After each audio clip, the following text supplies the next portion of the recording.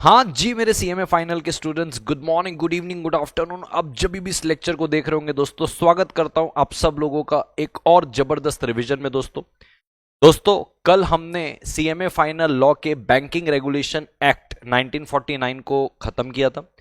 आज जैसा कि आप स्क्रीन पे देख रहे हैं, मैं सेबी रेगुलेशन से शुरुआत कर रहा हूं। जैसा कि आप सब जानते हैं, सेबी रेगुलेशन आपके सीएमए फाइनल लॉ के पेपर में 10 मार्क्स का कंट्रीब्यूशन रखता है। इस पे टोटल 3 टॉपिक है। पहला टॉपिक है इनिशियल पब्लिक ऑफर, जो आपके स्क्रीन पे दिख रहा है, दैट इज आईपीओ। दूसरा है आपका इनसाइडर ट्रेडिंग, तीसरा है टेक ओवर कोड।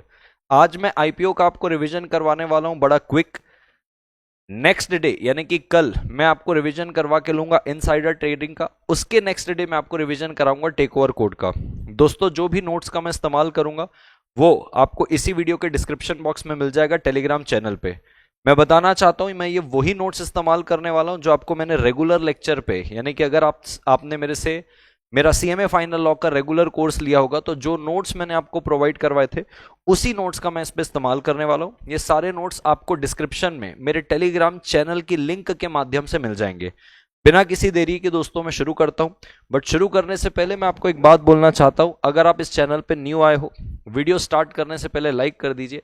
चैनल पे न्यू हो तो सब्सक्राइब कर दीजिए, क्योंकि ऐसे ही यूजफुल कंटेंट मैं आपके लिए देते जाऊंगा। क्योंकि आज आईपीओ आ रहा है, कल इनसाइडर ट्रेडिंग आएगा, परसों टेक ओवर कोड आएगा। आइए दोस्तों फटाफट इसको शुरू करते हैं। दोस्तों इस रिवीजन को शुरू करने के पहले मैं थोड़ा आपका बेसिक डेवलप कर देता हूं, जो कि सीएमए इंटर लॉ के अंदर कंपनीज एक्ट के चैप्टर नंबर 3 के अंदर हुआ करता था। आइए दोस्तों फटाफट बताता हूं। दोस्तों जैसा कि आप सब जानते हो, कंपनीज एक्ट में चैप्टर नंबर 1 पे अपन ने ये शॉर्ट टाइटल पढ़ा था। सेक्शन 1 में short title extend, commencement and applicability. Section 2 के अंदर आप दुनिया भर की डेफिनेशन पढ़ते हो कि स्मॉल कंपनी क्या होती है, प्राइवेट क्या होती है, पब्लिक क्या होती है, गवर्नमेंट क्या होती है, एंड सो ऑन। चैप्टर 2 के अंदर आप इनकॉर्पोरेशन सीखते हो।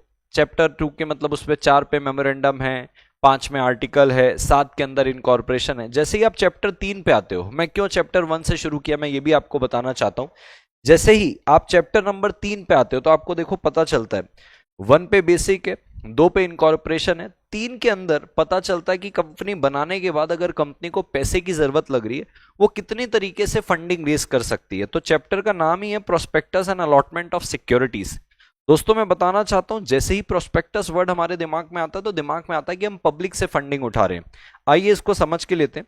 ये मेरे रेगुलर क्लास पे जब मैं आईपैड में थोड़ा सा स्क्रिबल करके पढ़ाता हूँ, ये उसके नोट्स हैं, तो आराम से इसको समझिएगा कि मैं क्या लिख रहा हूं। मोड्स ऑफ रेजिंग फंड में दोस्तों अगर मैं पब्लिक कंपनी की ओर जाता हूं तो पब्लिक कंपनी के पास एक पब्लिक ऑफर होता है, प्रोस्पेक्टस के थ्रू वो पब्लिक ऑफर करती है। प्राइवेट प्लेसमेंट यानी कि पब्लिक के पास नहीं जाती है, शार्क टैंक में शार्क के पास चले गई, प्राइवेटली उनको ऑफर कर ली। एक होता है राइट इशू। राइट इशू यानी कि अपने ही एग्जिस्टिंग शेयर होल्डर को जब और आप फर्दर शेयर देते हो, उसको बोलते हैं राइट इशू। ये 3 तरीके से पब्लिक कंपनी फंडिंग उठा सकती है। प्राइवेट कंपनी जैसे आप सब जानते हो, एक प्राइवेट प्लेसमेंट कर सकती है और राइट इशू कर सकती है, यानी कि अपने ही एग्जिस्टिंग शेयर होल्डर को और फर्दर शेयर देके उनसे पैसे रेस कर सकती है। ठीक है सर, यहां तक समझा। अब बात करते हैं पब्लिक ऑफर की दोस्तों। तो पब्लिक ऑफर अगर पहली बार पब्लिक से फंडिंग ले रही है, पहली बार पब्लिक ऑफर कर रही है, उसको बोलते हैं आईपीओ। पहली बार के अलावा जितनी बार भी फिर वो पब्लिक से राउंड रेस करेगी, उसको बोलते हैं further public offer. Offer for sale किसको बोलते हैं? ऑफर फॉर सेल का मतलब जब कंपनी के एग्जिस्टिंग मेजॉरिटी के शेयर होल्डर अपने शेयर पब्लिक को ऑफर करते हैं, उसको बोलते हैं ऑफर फॉर सेल। मैं बताना चाहता हूं दोस्तों, ये बहुत जरूरी है ताकि मैं आपको आगे की चीजें समझा पाऊं। ऑफर फॉर सेल के अंदर किसी भी प्रकार का कोई न्यू शेयर इशू नहीं होता। देखो इनिशियल पब्लिक ऑफर में फ्रेश शेयर इशू होते हैं, फर्दर पब्लिक ऑफर में फ्रेश शेयर इशू होते हैं, बट ऑफर फॉर सेल पे कंपनी के जो एग्जिस्टिंग शेयर होल्डर होते हैं वो अपने शेयर पब्लिक को ऑफर करते हैं। So there is not a fresh issue, existing share holder अपने शेयर दे रहे जो ऑलरेडी अलॉटेड है। ये बेसिक जरूरी है आपको आगे की चीजों को अच्छे से समझाने के लिए, तो ये ध्यान रखिएगा। अब दोस्तों सेक्शन नंबर 39 और सेक्शन नंबर 40 कंपनीज एक्ट का, ऑल्दो अभी इसका आपके इस आईपीओ में एकेडमिक करिकुलम में कोई लेना देना नहीं है, बट मैं उस आईपीओ तक आपको ले जाने के लिए इन सारी चीजों को बता रहा हूं ताकि आप चीजों को कनेक्ट कर पाएं कि कंपनीज एक्ट से लिंकेज है सेबी के इनिशियल पब्लिक ऑफर के रेगुलेशंस का। तो दोस्तों एक सेक्शन 39 होता था चैप्टर नंबर 3 पे कंपनीज एक्ट 2013, जब आप सीएमए इंटर पे हुआ करते होगे, और एक 40 होता था। सेक्शन 39 बात करता है अलॉटमेंट ऑफ शेयर की और कहता है कंपनी कभी भी तब तक शेयर अलॉट नहीं करेगी जब तक 90% सब्सक्राइब नहीं हो जाता। यानी कि कंपनी ने अगर 10,000 शेयर इशू किए तो 9,000 शेयर सब्सक्राइब्ड हो जाने चाहिए, नहीं तो उनको पूरा पैसा वापस करना पड़ता है। ये सेम बात आपको अभी सेबी रेगुलेशन में मिलेगी, इसलिए मैं इसको अभी से बेसिक के लेवल पे बता रहा हूं। फिर आता है मिनिमम एप्लीकेशन, जो बात करता है 5% की। अब 5% एप्लीकेशन का मतलब क्या, मान लीजिए आप 10,000 शेयर्स में से 1,000 शेयर्स लेना चाहते हो, 10 रुपए का एक है, तो टोटल कितना हुआ 10,000। इसका 5%, इस 10,000 का 5% यानी कि लगभग 500 रुपए आपको एप्लीकेशन मनी पे देना पड़ेगा, नहीं तो आपका एप्लीकेशन रिजेक्ट हो जाता है। ये सारी चीजें आपकी 30 दिन के अंदर हो जानी चाहिए। ये सेक्शन 39 बोलता था। सेक्शन 40 बोलता है कि कोई भी कंपनी अगर पब्लिक से पैसे उठाना चाह रही है, यानी कि पब्लिक को अपने सिक्योरिटीज ऑफर करना चाह रही, तो सेक्शन 40 बोलता था उनको मैंडेटरी लिस्ट होना पड़ेगा रिकॉग्नाइज्ड स्टॉक एक्सचेंज के अंदर। इसके बिना लिस्टिंग के आप पब्लिक ऑफर ला ही नहीं सकते, ये सेक्शन 40 बोलता है। अब दोस्तों इसके अलावा मैं आपको और बातें बताना चाहता हूं कि जैसे देखो पब्लिक कंपनी है, ये अगर पब्लिक को ऑफर करना चाह रही है तो इसको मैंडेटरी लिस्टिंग करना पड़ेगा। ये कौन बोलता है, सेक्शन 40। अब यहीं से आपका सेबी रेगुलेशन शुरू हो जाता है, क्योंकि अगर आप पब्लिक कंपनी हो, आप पब्लिक को ऑफर करना चाहते हो, अपने सिक्योरिटीज के लिए उनको इन्वाइट करना चाहते हो, आप सेबी के रेगुलेशन के स्कोप पे आ जाते हो। अब यहीं से आपका आईपीओ शुरू होता है। लेकिन इसको भी आगे बढ़ाने से पहले मैं कुछ बातें आपको और बताना चाहता हूं। सेक्शन 29 एक हुआ करता था, मैंने 39 बताया जो अलॉटमेंट ऑफ सिक्योरिटीज था, 40 बताया कि मैंडेटरी लिस्ट करना पड़ेगा, 29 मैं आपको बताना चाहता हूं ये कहता है मैंडेटरी डीमैट। मैंडेटरी डीमैट का मतलब कोई भी कंपनी पब्लिक ऑफर ला रही है, मैंडेटरीली उसको पब्लिक ऑफर उन सिक्योरिटीज का डीमैट में लाना पड़ेगा। यानी कि जब आप सिक्योरिटीज अलॉट करोगे वो डीमैट में होनी चाहिए, फिजिकल पे नहीं होनी चाहिए। ये चैप्टर नंबर 3 का सेक्शन नंबर 29 बोलता है। सर ये सारे सेक्शन आप क्यों पढ़ा रहे हो, इस सब का ताल्लुकात अभी आएगा जब मैं आपको सेबी रेगुलेशन पढ़ाऊंगा इनिशियल पब्लिक ऑफर के लिए। तो दोस्तों सेक्शन 23 जो बात करता है कि आप प्रोस्पेक्टस के थ्रू पब्लिक के पास जा सकते हो। Section 39 minimum subscription minimum application की बात करता है। सेक्शन 40 कहता है मैंडेटरी आपको लिस्ट करना पड़ेगा रिकॉग्नाइज्ड स्टॉक एक्सचेंज में अगर आप पब्लिक ऑफर करवाना चाहते हो। सर कितने स्टॉक एक्सचेंज में, किसी भी एक रिकॉग्नाइज्ड स्टॉक एक्सचेंज में आपकी लिस्टिंग होनी चाहिए before you move ahead for a public offer.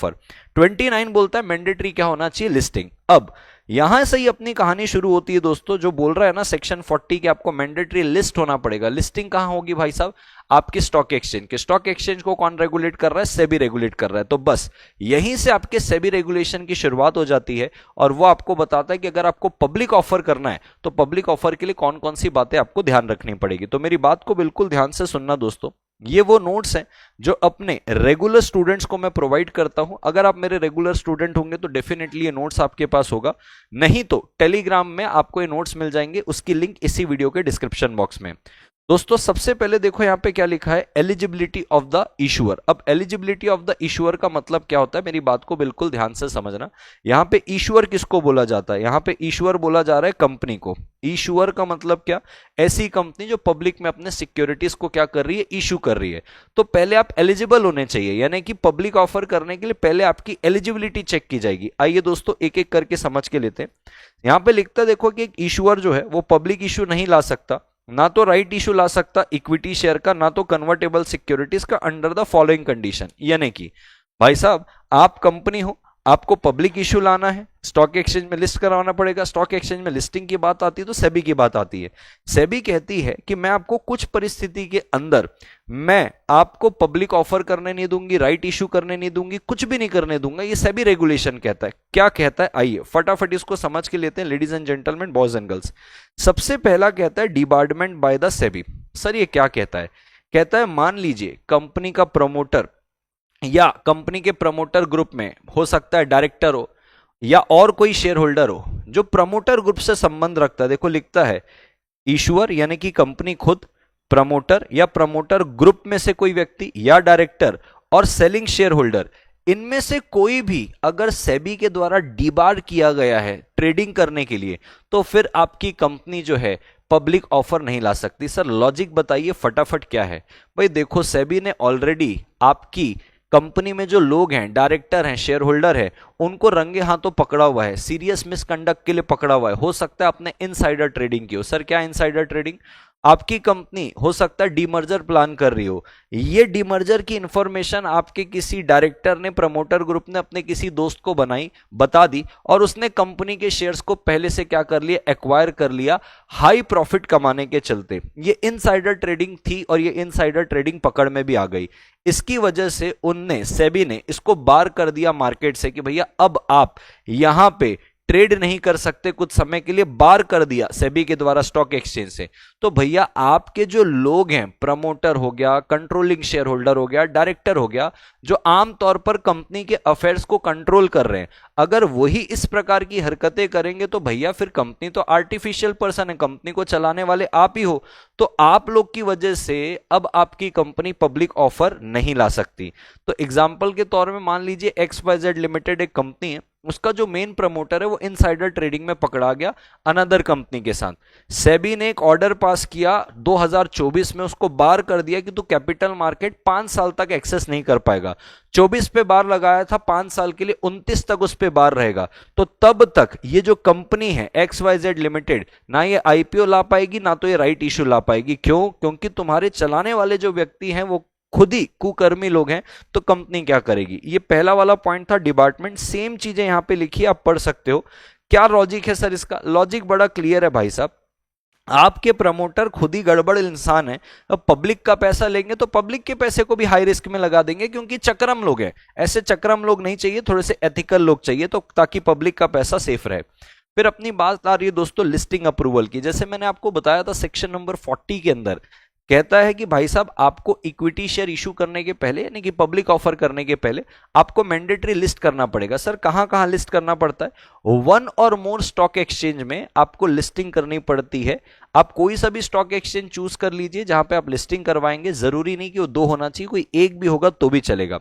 क्यों सर, क्या लॉजिक है इसके पीछे? बोला भाई देखो, जो इन्वेस्टर है वो बाय करता है शेयर्स को ये अज्यूम करके कि भैया ये शेयर्स लिस्टेड रहेगा, ट्रेडेबल होगा। ट्रेडेबल का मतलब कल को अगर मुझे पैसे की जरूरत लगती है, कंपनी अच्छा परफॉर्म नहीं कर पा रही है, तो ये उसी स्टॉक एक्सचेंज में जहां पे आपकी सिक्योरिटी लिस्टेड है वहां से एग्जिट ले सकता है, बेच सकता है।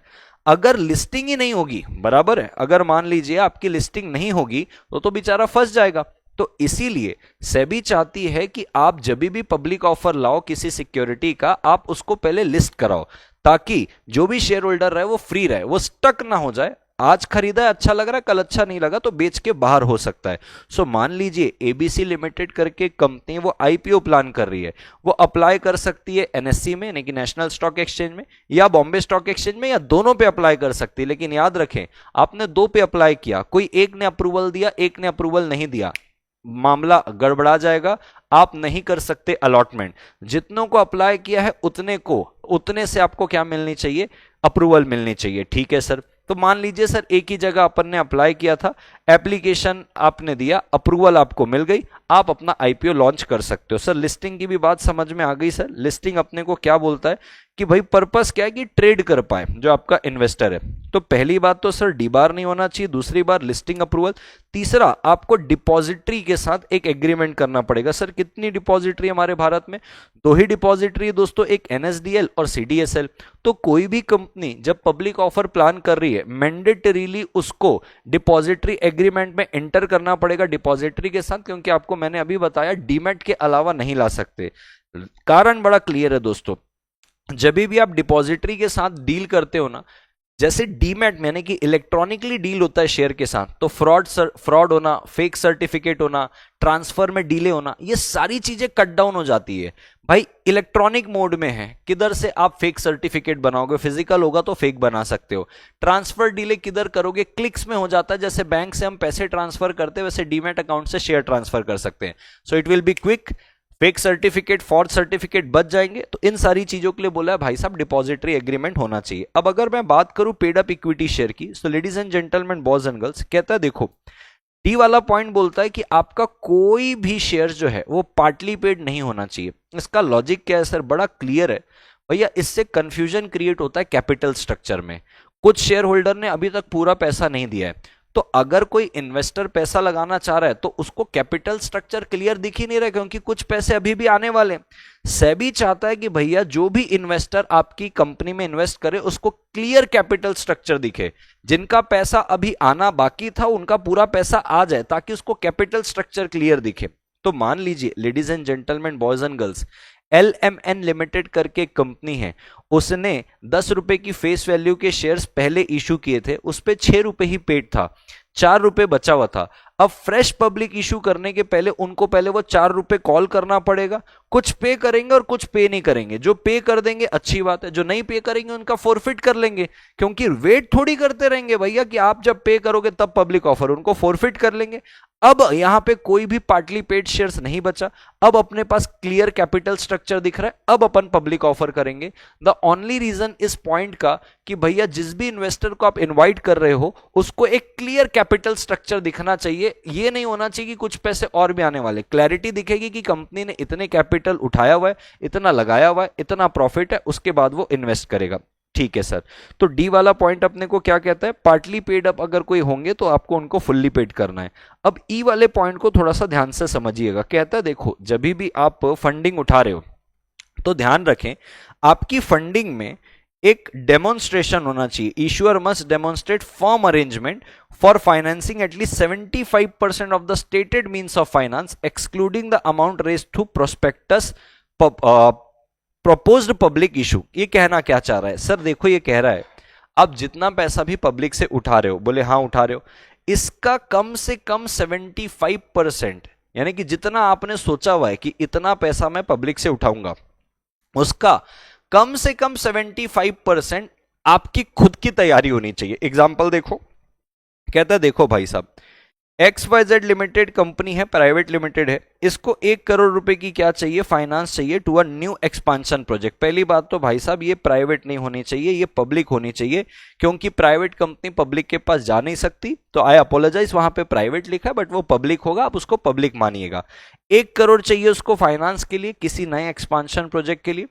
वो सोच रही है कि मैं ना 50 लाख रुपए पब्लिक से लेती हूं, 1 करोड़ की जरूरत है, 50 लाख पब्लिक से ले लेते। अब XYZ जो लिमिटेड है वो डेमोन्स्ट्रेट करेगी कि उसकी खुद की तैयारी जो है कम से कम 75% की टोटल प्रोजेक्ट कॉस्ट की। टोटल प्रोजेक्ट कॉस्ट कितना है, 1 करोड़। अब 1 करोड़ में आप पब्लिक से कितना लेना चाहते हो, 50 लाख। तो आइए समझ के लेते हैं भाई, बैंक लोन आपका 60 लाख का है, प्राइवेट इन्वेस्टर आपके 30 लाख के हैं, रिटेन्ड अर्निंग आपके 25 लाख का है। सर ये टोटल कितना हो गया, अगर आप देखेंगे दोस्तों ये टोटल हो गया 1.15 करोड़। यानी कि सर आपको टोटल 1 करोड़ की जरूरत थी, 1 करोड़ पे वो कह रहा है ये वाला पॉइंट कि 75% आपकी खुद की तैयारी होनी चाहिए। अब 1 करोड़ में 75% खुद की तैयारी यानी कि 75 लाख, मिनिमम 75 लाख रुपए आप अपने खुद के सोर्सेस से अरेंज करोगे अपार्ट फ्रॉम पब्लिक। तो भाई 1 करोड़ में आप तो सिर्फ 50 लाख किससे ले रहे थे, पब्लिक से। 50 लाख पब्लिक से जो ले रहे हो उसके अलावा मैं 50 लाख को छोड़ देता हूं। ये क्या पब्लिक से है बैंक लोन, नहीं सर। ये प्राइवेट इन्वेस्टर पब्लिक से, नहीं सर। ये रिटेन अर्निंग तो खुद का है, यानी कि ये 60 लाख, ये हो गया 90 और ये हो गया भाई साहब आपका 1 करोड़ 15 लाख। तो ये वाली जो चीज है ये तो आपने खुद से लाई है, ये आपने पब्लिक से तो नहीं लाई है। तो ये ई वाला पॉइंट अपने को क्या बोलता है, जो भी कंपनी, जो भी इशूअर है जो पब्लिक ऑफर कर रहा है, भाई साहब जितना आप पब्लिक से ले रहे हो वो उसको हटा दो, उसके अलावा आपके टोटल प्रोजेक्ट कॉस्ट जो है उसका 75% की तैयारी आपकी खुद की होनी चाहिए। समझ में आया सर, यहां तक की चीजें हमको अच्छे से समझ में आ गई है। अब मेरी बात को ध्यान से समझना ladies and gentleman, boys and girls, ये ई वाला पॉइंट था, मैं आपको एफ वाले पॉइंट में लेके चलता हूं। एफ वाला पॉइंट बोलता है कि जो प्रमोटर की होल्डिंग है वो डीमटेरियलाइज फॉर्म पे होनी चाहिए। सर ये तो हमको वैसे भी पता था, मैं आपको बताना चाहता हूं दोस्तों, जैसे मैंने आपको चैप्टर 3 का एक सेक्शन 29 का रेफरेंस दिया था कि जो भी आप ऑफरिंग ला रहे हो वो किस पे होनी चाहिए, डीमैट में। तो भाई साहब जो प्रमोटर है उसकी भी डीमैट में होनी चाहिए। यानी कि सर एग्जाम्पल के तौर पर अगर देख लो, मान लो एक RST लिमिटेड है, RST लिमिटेड जो है उसका सर होल्डिंग है, प्रमोटर की होल्डिंग है 60 लाख की। एक कंपनी है RST लिमिटेड जो पब्लिक ऑफर करना चाह रही है, उसकी प्रमोटर की 60 लाख के शेयर्स हैं उसी कंपनी में, ये फिजिकल सर्टिफिकेट में थे। अब कहता है भाई साहब before you move ahead for public offer, आप प्रोस्पेक्टस जारी करोगे, आप ये पूरे के पूरे 60 लाख जो फिजिकल पे है ये आप किस पे कन्वर्ट करोगे, इलेक्ट्रॉनिक में करोगे, डीमैट में करोगे, उसके बाद ही आप आईपीओ ला पाओगे। लॉजिक बड़ा क्लियर है भाई साहब। आप ट्रांसपेरेंटली दिखाओ, ट्रेसेबल शेयर होल्डिंग दिखाओ कि प्रमोटर की कितनी है। अब देखो फिजिकल पे रहेगी तो मैनिपुलेट करना आसान हो जाता है, लेकिन अगर यही चीज डीमैट में है, आप ट्रांसपेरेंटली ट्रेसेबल रहेगा कि प्रमोटर का खुद का इतना पैसा लगा हुआ है, ऐसा नहीं कि सिर्फ इन्वेस्टर से पैसा ले रहा है, खुद का भी पैसा लगा हुआ है। तो जब आप पब्लिक को ऑफर कर रहे हो, वहां पे फेक सर्टिफिकेट रिड्यूस करने की कोशिश कर रहे हो, फॉर सर्टिफिकेट रिड्यूस करने की कोशिश कर रहे हो, इजी ट्रांसफर करने के लिए कर रहे हो, तो भैया कंपनी के प्रमोटर का पहले डीमैट कराओ ना, इसका डीमैट कराओ। तो कहता है प्रमोटर की भी क्या होनी चाहिए, डीमैट होनी चाहिए, पब्लिक ऑफर भी कैसा होगा, डीमैट होगा। अब कहता है limitation on general corporate purpose. भाई साहब कहता है आप जितना भी पब्लिक से पैसा उठाओगे पब्लिक ऑफर करके, सपोज करिए भाई साहब आपने उठा लिया 100 करोड़ रुपए, कितना उठा लिया, 100 करोड़। सर 100 करोड़ में मैं जनरल कॉर्पोरेट पर्पस पे कितना लगाऊंगा? सर जनरल कॉर्पोरेट पर्पस का मतलब क्या है भाई? मुझे अपने एम्प्लॉय की सैलरी पे करनी है, जनरल कॉर्पोरेट पर्पस है। मेरे को अपने ऑफिस का रेंट पे करना है, कॉर्पोरेट ऑफिस है, रेंट पे करना है, जनरल कॉर्पोरेट पर्पस है। मार्केटिंग में खर्चा करना है, मेरे को स्टाफ हायरिंग के लिए कुछ एड्स चलाने हैं, यानी कि कंपनी को चलाने के लिए जो day to day routine expense होते हैं ना, वो आप इस पब्लिक ऑफर से उठाई हुई फंडिंग में कितना लगा सकते हो? तो 100 करोड़ का 25% से ज्यादा नहीं, यानी कि 25 करोड़ तक ही आप अपनी कंपनी में कॉर्पोरेट पर्पस पे लगा सकते हो, उससे ज्यादा आप इस पे नहीं लगा सकते। ठीक है सर। अब जीवन पे आगे बढ़ते हैं। कहता है भाई साहब wilful defaulter. Sir wilful defaulter का मतलब क्या होता है?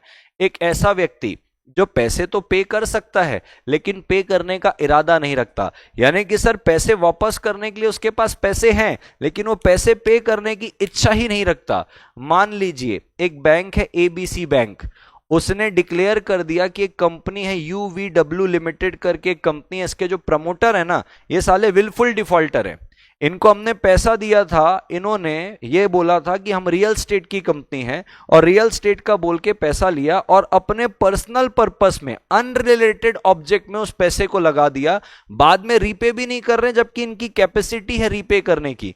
तो ये जो यूवीडब्ल्यू लिमिटेड है जिसको किसी बैंक ने विलफुल डिफॉल्टर घोषित कर दिया है, ये कंपनी अब पब्लिक इशू नहीं ला पाएगी, इनको बार कर दिया जाएगा या अगर इनको अलाउ भी किया जाएगा तो इनको हेविली रिस्ट्रिक्ट किया जाएगा। क्यों भाई साहब? क्योंकि आप विलफुल डिफॉल्टर हो। सर कितनी बातें हमने पढ़ ली। पहले तो sir promoter, promoter group, director या शेयर होल्डर सेबी के द्वारा बार नहीं होना चाहिए। ठीक है सर। दूसरा आपने हमको बता के लिया सर लिस्टिंग होना मैंडेटरी है, बिना लिस्टिंग के कर नहीं सकते। डिपॉजिटरी एग्रीमेंट, यानी कि डिपॉजिटरी के साथ एग्रीमेंट करोगे क्योंकि पब्लिक ऑफर डीमैट में होगा। Existing equity share sir fully paid हो जाने चाहिए, अच्छी बात है सर। 75% खुद की तैयारी होनी चाहिए, ठीक है सर। एफ वाले पॉइंट में कहता है प्रमोटर की भी होल्डिंग डीमैट में होगी बिफोर मेकिंग पब्लिक ऑफर। जी में अपने को बोलता है जनरल कॉर्पोरेट पर्पस 25% से ज्यादा नहीं होना चाहिए, विलफुल डिफॉल्टर होगा तो गड़बड़ हो जाएगी। अब कहता है इशू का ड्यूरेशन क्या रहेगा? भाई देखो मिनिमम 3 दिन रहेगा, मैक्सिमम 10 दिन रहेगा। सर क्यों मिनिमम 3 दिन मैक्सिमम 10 दिन? अबे भाई एक दिन में सबको मौका नहीं मिलता है इन्वेस्ट करने का, तो 3 दिन is a sufficient minimum time. ज्यादा से ज्यादा 10 दिन क्यों है? अरे भाई साहब 10 दिन से ज्यादा रखोगे मार्केट में बदलाव आते रहते हैं, सर्कमस्टांसेस चेंज होती रहती है, तो भाई प्राइस ऊपर नीचे हो सकता है। मिनिमम 3 दिन, मैक्सिमम आप 10 दिन कर सकते हो। ठीक है सर। जीवन पे आगे बढ़ते हैं। अब कहता है मिनिमम कितना सब्सक्राइब होना चाहिए। ये तो मैंने आपको सेक्शन 39 पे ही बता दिया था कि मिनिमम 90% जितना आप इशू कर रहे हो, आप मान लो 1 लाख शेयर इशू कर रहे हो तो 90% यानी कि 90,000 शेयर्स आपके क्या होने चाहिए? सब्सक्राइब हो जाने चाहिए। अगर 90,000 अगर सब्सक्राइब नहीं होते, 1 लाख में 90,000 अगर सब्सक्राइब नहीं होते, आपको पूरा का पूरा पैसा क्या करना पड़ेगा? रिफंड करना पड़ेगा। लॉजिक बड़ा क्लियर है। जब आपको इनफ मनी ही नहीं मिल रहा है, कंपनी को जब सफिशिएंट पैसा ही नहीं मिल रहा है, आप अपना प्रोजेक्ट कैसे चलाओगे? और अगर कम पैसों में प्रोजेक्ट चलाओगे, वो प्रोजेक्ट फेल होने की भी दिक्कत है, पब्लिक का पैसा फेल होने की भी दिक्कत है। इससे बढ़िया है भाई साहब आप इसको क्या कर दो, पूरा का पूरा पैसे रिफंड कर दो। रिफंड नहीं करना चाहते हो तो आपको एक कंसेप्ट पता होगा, एक अंडर राइटर कंसेप्ट आता है। अंडर राइटर क्या होता है? भाई मान लीजिए 1 लाख में 90,000 सब्सक्राइब होने थे, 85,000 ही सब्सक्राइब हुआ, बचा हुआ 5,000 जो है वो अंडर राइटर प्रॉमिस करता है कि भैया मैं सब्सक्राइब कर दूंगा, आपके इशू को फेल होने नहीं दूंगा। तो आप अंडर राइटर अपॉइंट कर सकते हो, जिसके बारे से हम आगे भी बात करेंगे। वो आमतौर पर एक मर्चेंट बैंकर ही होता है। सर यहां तक की भी बात समझी। अब जितने भी मेरे रेगुलर स्टूडेंट है दोस्तों, मैंने आपको इसके लिए एक मेमोरी टेक्निक बनाई थी, पैड सेम्स। क्या मतलब है सर? सर पी से प्रमोटर का डिबार्टमेंट, कि अगर वो डीबार्ड है तो आपकी कंपनी नहीं कर सकती। ए से अप्रूवल फॉर लिस्टिंग, डी से डीमेटलाइजेशन। तो सर पी से प्रमोटर का डिपार्टमेंट नहीं होना चाहिए। ई से अपने को क्या बोलता है, ए से अपने को क्या बोलता है, अप्रूवल फॉर लिस्टिंग। डी से अपने को क्या बोलता है, डीमेटलाइजेशन एग्रीमेंट। तो ये पीएडी हो गया। फिर सेम्स का क्या है, कंप्लीट इक्विटी पेमेंट। सी से कंप्लीट इक्विटी पेमेंट यानी कि पार्टली को फुल्ली करवा के लेना है। ई से इफेक्टिव फाइनेंसिंग अरेंजमेंट कितना परसेंट होना चाहिए, 75%। मिनिमम प्रमोटर होल्डिंग होनी चाहिए भाई साहब। मिनिमम प्रमोटर होल्डिंग कितनी होनी चाहिए, फटाफट बताएं। मिनिमम प्रमोटर होल्डिंग आगे अपन समझ के लेंगे। मिनिमम प्रमोटर होल्डिंग आगे फिर कहता है मैक्सिमम कॉर्पोरेट पर्पस कितना होना चाहिए, 25%। सब्सक्रिप्शन रिक्वायरमेंट कितनी है, 90% की। क्या आप मेरे साथ हो लेडीज एंड जेंटलमैन? अब अगर मैं बात करूं, ये जो लिखा हुआ है मिनिमम प्रमोटर होल्डिंग, ये एक्चुअल पे क्या बोल रहा है कि प्रमोटर का भी क्या होना चाहिए भाई साहब, डीमैट होना चाहिए। मिनिमम प्रमोटर होल्डिंग जो है वो तो आगे कवर होगी, लेकिन यहां पे जो प्रमोटर की बात आ रही है वो प्रमोटर की भी डीमैट की बात आ रही है। वापस से अगर बात करें पेड सेम्स की, तो पी से अपने को पास क्या आ रहा है, प्रमोटर डी बार नहीं होना चाहिए। ए से अप्रूवल ऑफ लिस्टिंग, डी से डिपॉजिटरी अपना डीमैट एग्रीमेंट होना चाहिए। सेम्स से क्या आ रहा है, कंप्लीट पेमेंट होना चाहिए इक्विटी का। ई से क्या हो रहा है, इफेक्टिव फाइनेंशियल अरेंजमेंट। फिर उसके बाद एम से क्या आ रहा है, मैक्सिमम कॉर्पोरेट लिमिट क्या होगी, 25%। सब्सक्रिप्शन रिक्वायरमेंट कितना है, 90%। प्रमोटर की भी जो शेयर होल्डिंग होगी वो किस में होनी चाहिए, डीमैट में होनी चाहिए। ठीक है सर, यहां तक की बात हो गई। अब अपन चलते हैं दोस्तों appointment of merchant banker and intermediaries. अब सबसे पहले तो दोस्तों ये समझना है कि ये होते कौन है सर, ये मर्चेंट बैंकर और इंटरमीडियरीज ये कौन होते हैं। आइए फटाफट समझ के लेते हैं।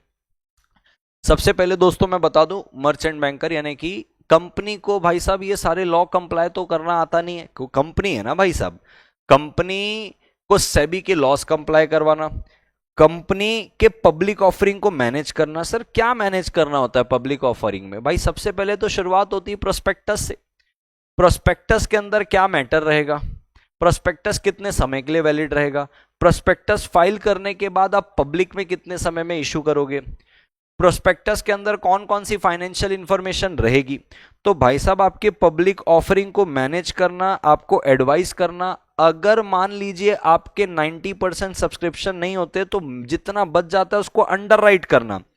ड्यू डिलिजेंस एंड कंप्लायंस करना। ड्यू डिलिजेंस एंड कंप्लायंस का मतलब पब्लिक ऑफर के लिए क्या क्या जरूरी है। सबसे पहले तो कहता है भाई साहब लिस्टिंग जरूरी है, तो लिस्टिंग हुई है कि नहीं हुई है, कितनी जगह आपने अप्लाई किया था, एक की दो जगह, दो जगह अप्लाई किया था, तो दोनों से अप्रूवल आई है कि नहीं आई है, ओके। उसके बाद प्रोस्पेक्टस की बात आती है, क्योंकि अभी लिस्ट कर दिया तो प्रोस्पेक्टस इशू करोगे।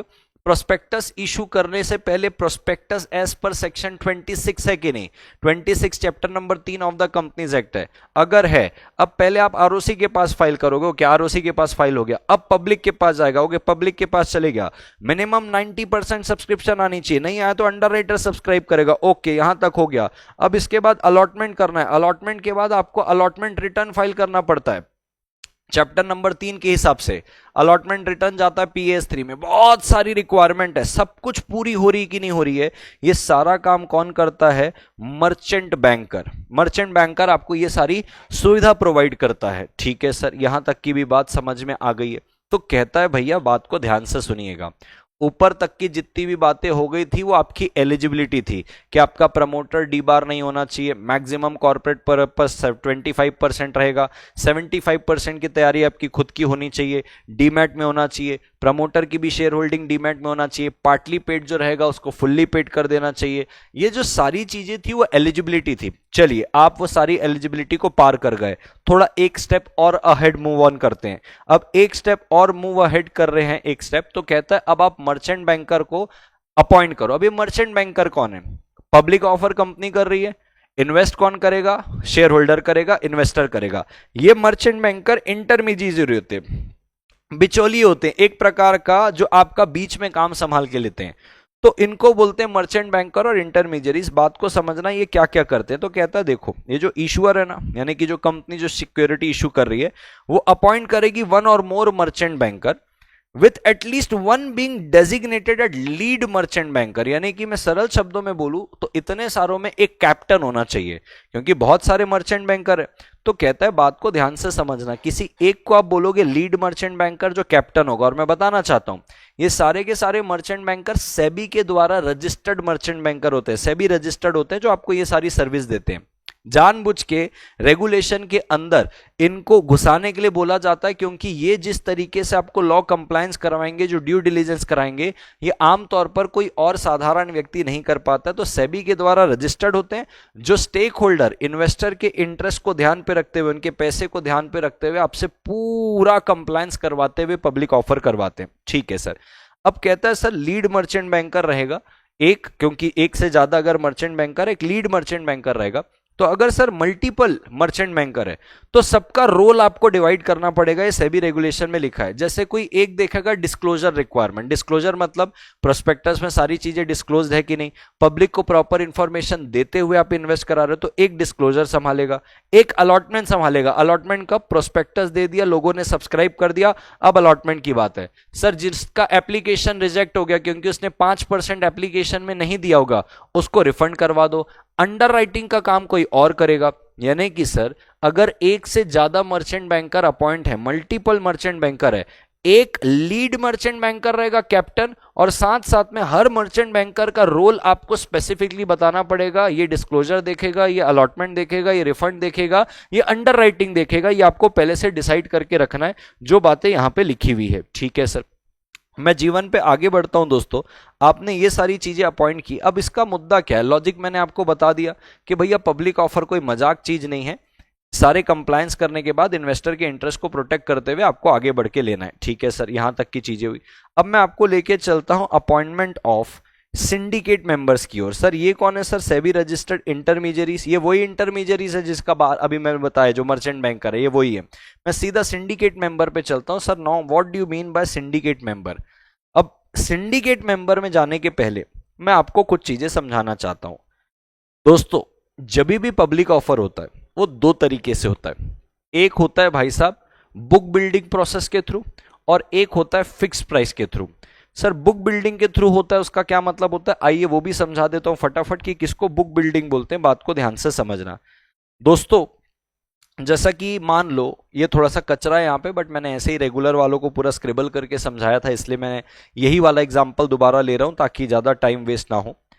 क्या होता है दोस्तों, जब कंपनी को खुद को नहीं पता होता है कि यार हम कितने शेयर्स मार्केट में इशू करें जो सब्सक्राइब हो जाए और कितने प्राइस में इशू करें, तो उस जगह आता है बुक बिल्डिंग प्रोसेस। तो सपोज करिए यहां पे क्या होता है, क्वांटिटी बैंड होता है। क्वांटिटी बैंड यानी कि यहां पे देखो कंपनी ने लिख के दिया अपने रेड हेरिंग प्रोस्पेक्टस पे। रेड हेरिंग प्रोस्पेक्टस कब होता है, जब आप बुक बिल्डिंग प्रोसेस के थ्रू जाते हो तो रेड हेरिंग प्रोस्पेक्टस लगता है, जब आप फिक्स्ड प्राइस में जाते हो तो प्रोस्पेक्टस लगता है। आइए पहले समझा देता हूं, समझ में आएगा। कहता है देखो भाई साहब, ये 1 लाख से लेके 10 लाख तक की सिक्योरिटी हम इशू करेंगे, ये क्वांटिटी बैंड बता दिया। यानी कि कंपनी को नहीं पता है कि हम किस प्राइस में कितने शेयर्स इशू करें, तो कंपनी रेड हेरिंग प्रोस्पेक्टस पे एक अंदाज बताती है कि हो सकता है हम 1 लाख से लेके 10 लाख तक की सिक्योरिटी इशू करें। प्राइस बैंड यानी कि कितने में, मिनिमम 100 रुपए में, मैक्सिमम 120 रुपए तक में हम इशू ला सकते हैं। ऐसे करके एक रेड हेरिंग प्रोस्पेक्टस कंपनी किसको दे देती है, पब्लिक में जारी कर देती है। अब पब्लिक से वो इनवाइट करती है बिड। बिड का मतलब ए नाम का एक शेयर होल्डर आता है, कहता है मैं कंपनी के 10,000 शेयर लेने को रेडी हूं 100 रुपए में। बी नाम का व्यक्ति आता है, कहता है मैं कंपनी के 50,000 शेयर लेने को रेडी हूं 120 रुपए में। सी नाम का एक व्यक्ति आता है, वो कहता है मैं कंपनी के 60,000 शेयर लेने को रेडी हूं 115 में। अब मान लीजिए 100 बिड आती है मान लीजिए 115 में, और 500 बिड आती है 120 पे, और 1000 बिड आती है 114 रुपए में।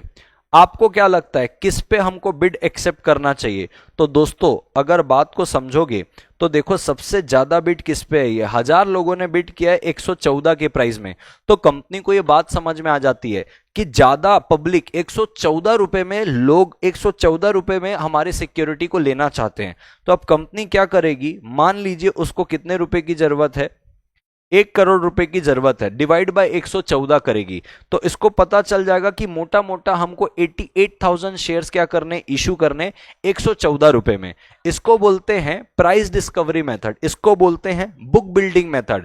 यानी कि हमको नहीं पता कि हम कितने शेयर्स इशू करें और किस प्राइस पे इशू करें, तो इस परिस्थिति के अंदर वो क्वांटिटी का रेंज बता देते हैं और प्राइस का रेंज बता देते हैं, और पब्लिक को बोलते हैं आप बिड करो। तो पब्लिक से हमको क्या अंदाजा मिला, पब्लिक से अंदाजा मिला कि 1000 लोगों की बिड आई है 114 रुपए में, तो इसका मतलब 114 एक अच्छा प्राइस है। अब कंपनी डिसाइड करती है उसको मान लो 1 करोड़ रुपए चाहिए पब्लिक से, डिवाइडेड बाय 114, तो मोटा मोटा 88,000 की सिक्योरिटी इशू करनी, 88,000 शेयर इशू करने 114 रुपए में।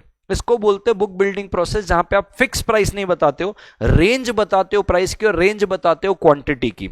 यहां तक की बात समझ में आई, मैं उम्मीद करता हूं यहां तक की चीजें आपको पता है। अब दोस्तों थोड़ा सा जब आगे बढ़ते हैं तो कहता है देखो, मान लीजिए आप बुक बिल्डिंग के थ्रू पब्लिक ऑफर कर रहे हो, बुक बिल्डिंग के थ्रू यानी कि कोई फिक्स प्राइस नहीं है, प्रोस्पेक्टस के थ्रू नहीं जा रहे हो, रेड हेरिंग प्रोस्पेक्टस के थ्रू जा रहे हो, जहां पे आप पब्लिक को क्या करोगे, बिड के लिए इनवाइट करोगे। Now who is this syndicate member, बात को बिल्कुल ध्यान से समझना। मान लीजिए XYZ लिमिटेड है, ये अपना एक IPO प्लान कर रही है, initial public offer book building के थ्रू, तो इसने प्राइस रेंज बता दी कि भाई 95 रुपीज से लेके 105 रुपए तक की हम सिक्योरिटी इशू कर सकते हैं।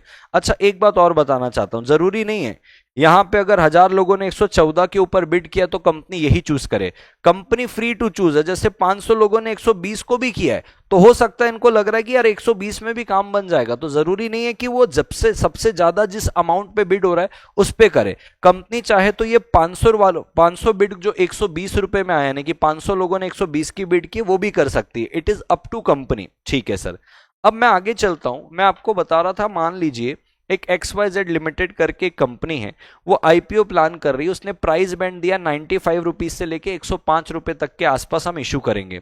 वो अपॉइंट करती है एक ABC कैपिटल मार्केट्स को as a merchant bank, sorry syndicate member.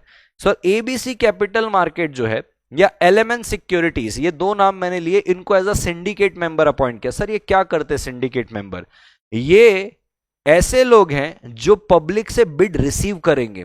क्यों सर, अरे भाई साहब आप कंपनी हो, आप किसी स्टेट में किसी शहर पे रहोगे, पब्लिक को इनवाइट कर रहे हो, तो पब्लिक तक कौन पहुंचेगा, ये सिंडिकेट मेंबर्स पहुंचेंगे।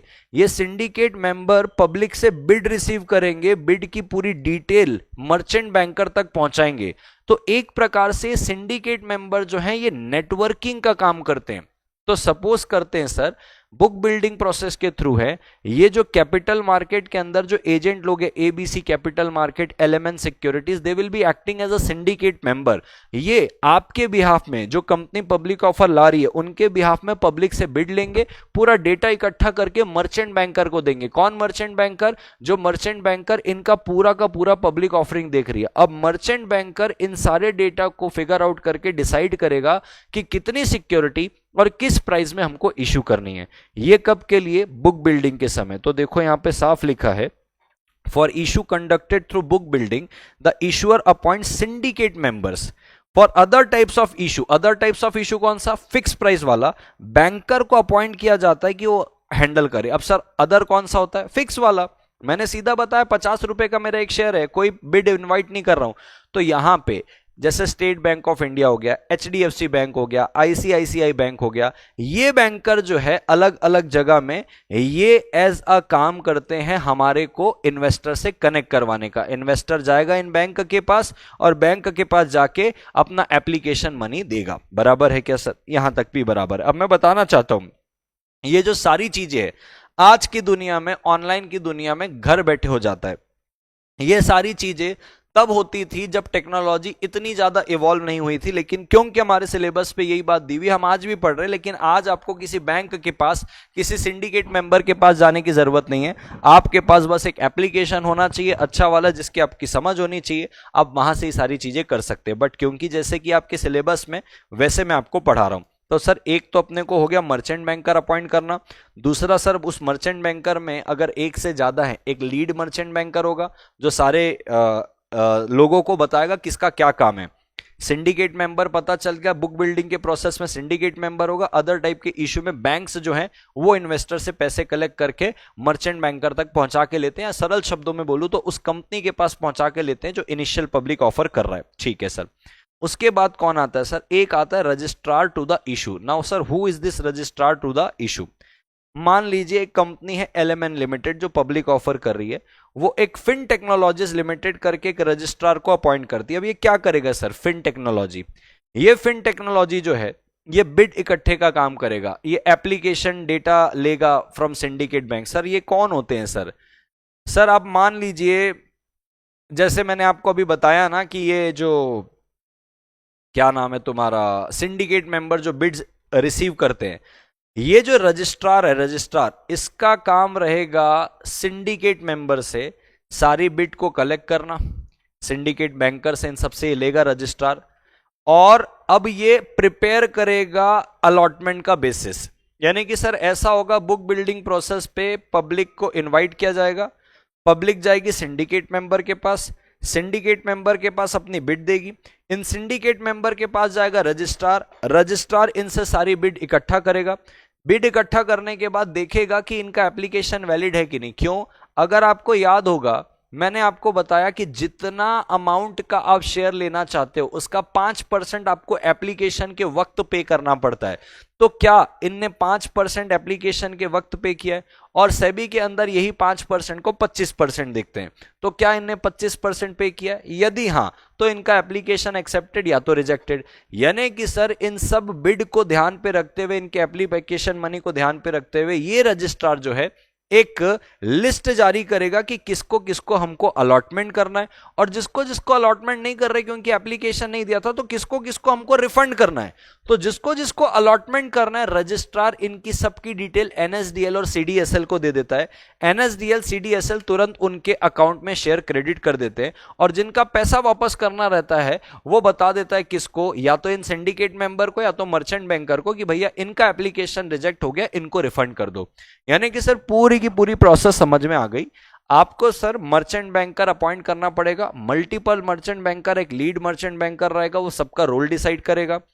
दूसरा sir, syndicate member book building के प्रोसेस के समय रहेंगे। अगर अदर इशू है, बुक बिल्डिंग नहीं है, फिक्स प्राइस वाला है, तो बैंकर लोग काम करेंगे। रजिस्ट्रार आता है सर, इन्हीं सिंडिकेट मेंबर से पूरी बिड कलेक्ट करता है, लिस्ट ऑफ अलॉटमेंट जारी करता है, लिस्ट ऑफ रिफंड जारी करता है। जिसको अलॉटमेंट की लिस्ट देता है वो डिपॉजिटरी शेयर क्रेडिट कर देता है। रिफंड करना रहता है तो मर्चेंट बैंकर या कंपनी को दे देता है, इनका पैसा वापस कर दो, या सिंडिकेट मेंबर जिनने एप्लीकेशन लिया था कि इनका पैसा वापस कर दो। तो ये रजिस्ट्रार रहता है। लास्ट में एक बंदा और है सर, कंप्लायंस ऑफिसर। आमतौर पर यह कंप्लायंस ऑफिसर कंपनी सेक्रेटरी ही होता है, जिसको बहुत अच्छा एक्सपीरियंस होता है। द ओनली रीजन भाई कि आपको पूरे के पूरे सेबी लॉस का कंप्लायंस होना चाहिए। तो सपोज करिए ABC लिमिटेड करके कंपनी है, राजगुप्ता नाम के कंपनी सेक्रेटरी को अपॉइंट किया एज अ कंप्लायंस ऑफिसर। ये इस व्यक्ति का नाम राजगुप्ता का, इसका नाम, इसकी ईमेल आईडी, इसका फोन नंबर हर प्रोस्पेक्टस के अंदर लिखा होना चाहिए। अगर इन्वेस्टर को शेयर रिसीव नहीं हुए, इसको कांटेक्ट करेगा। अगर इन्वेस्टर को रिफंड नहीं मिला क्योंकि रिजेक्ट हो गया था, इसको कांटेक्ट करेगा। तो ये इंश्योर करेगा कि सेबी के सारे लॉ का कंप्लायंस हो रहा है, सारी चीजों का टाइमली हैंडलिंग हो रहा है, इन्वेस्टर की कंप्लेन को सुना जा रहा है, ग्रीवेंस को सुना जा रहा है।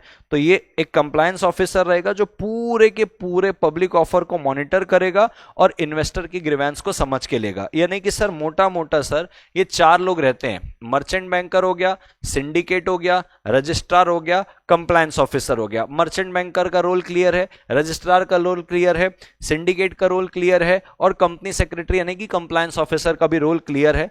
कुल मिला के पूरे सेबी रेगुलेशन के स्कोप पे रहते हुए आपको क्या करना है, पब्लिक ऑफर। ठीक है सर, अब अपन बात करते हैं दोस्तों conditions for initial public offer. हो गया यहां तक की बात, किसको अपॉइंट करना था, कब आप एलिजिबल रहोगे। पहले आपने पढ़ा कि कब आप एलिजिबल रहोगे, तो बोले एलिजिबल तब रहोगे जब ये डी बार नहीं रहोगे, डीमैट का एग्रीमेंट करोगे, मैक्सिमम कॉर्पोरेट पर्पस 25% रहेगा, प्रमोटर की भी शेयर होल्डिंग को आप डीमैट में करोगे, आपके जो पार्टली पेड इक्विटी शेयर उनको फुल्ली करोगे, वो एलिजिबिलिटी थी।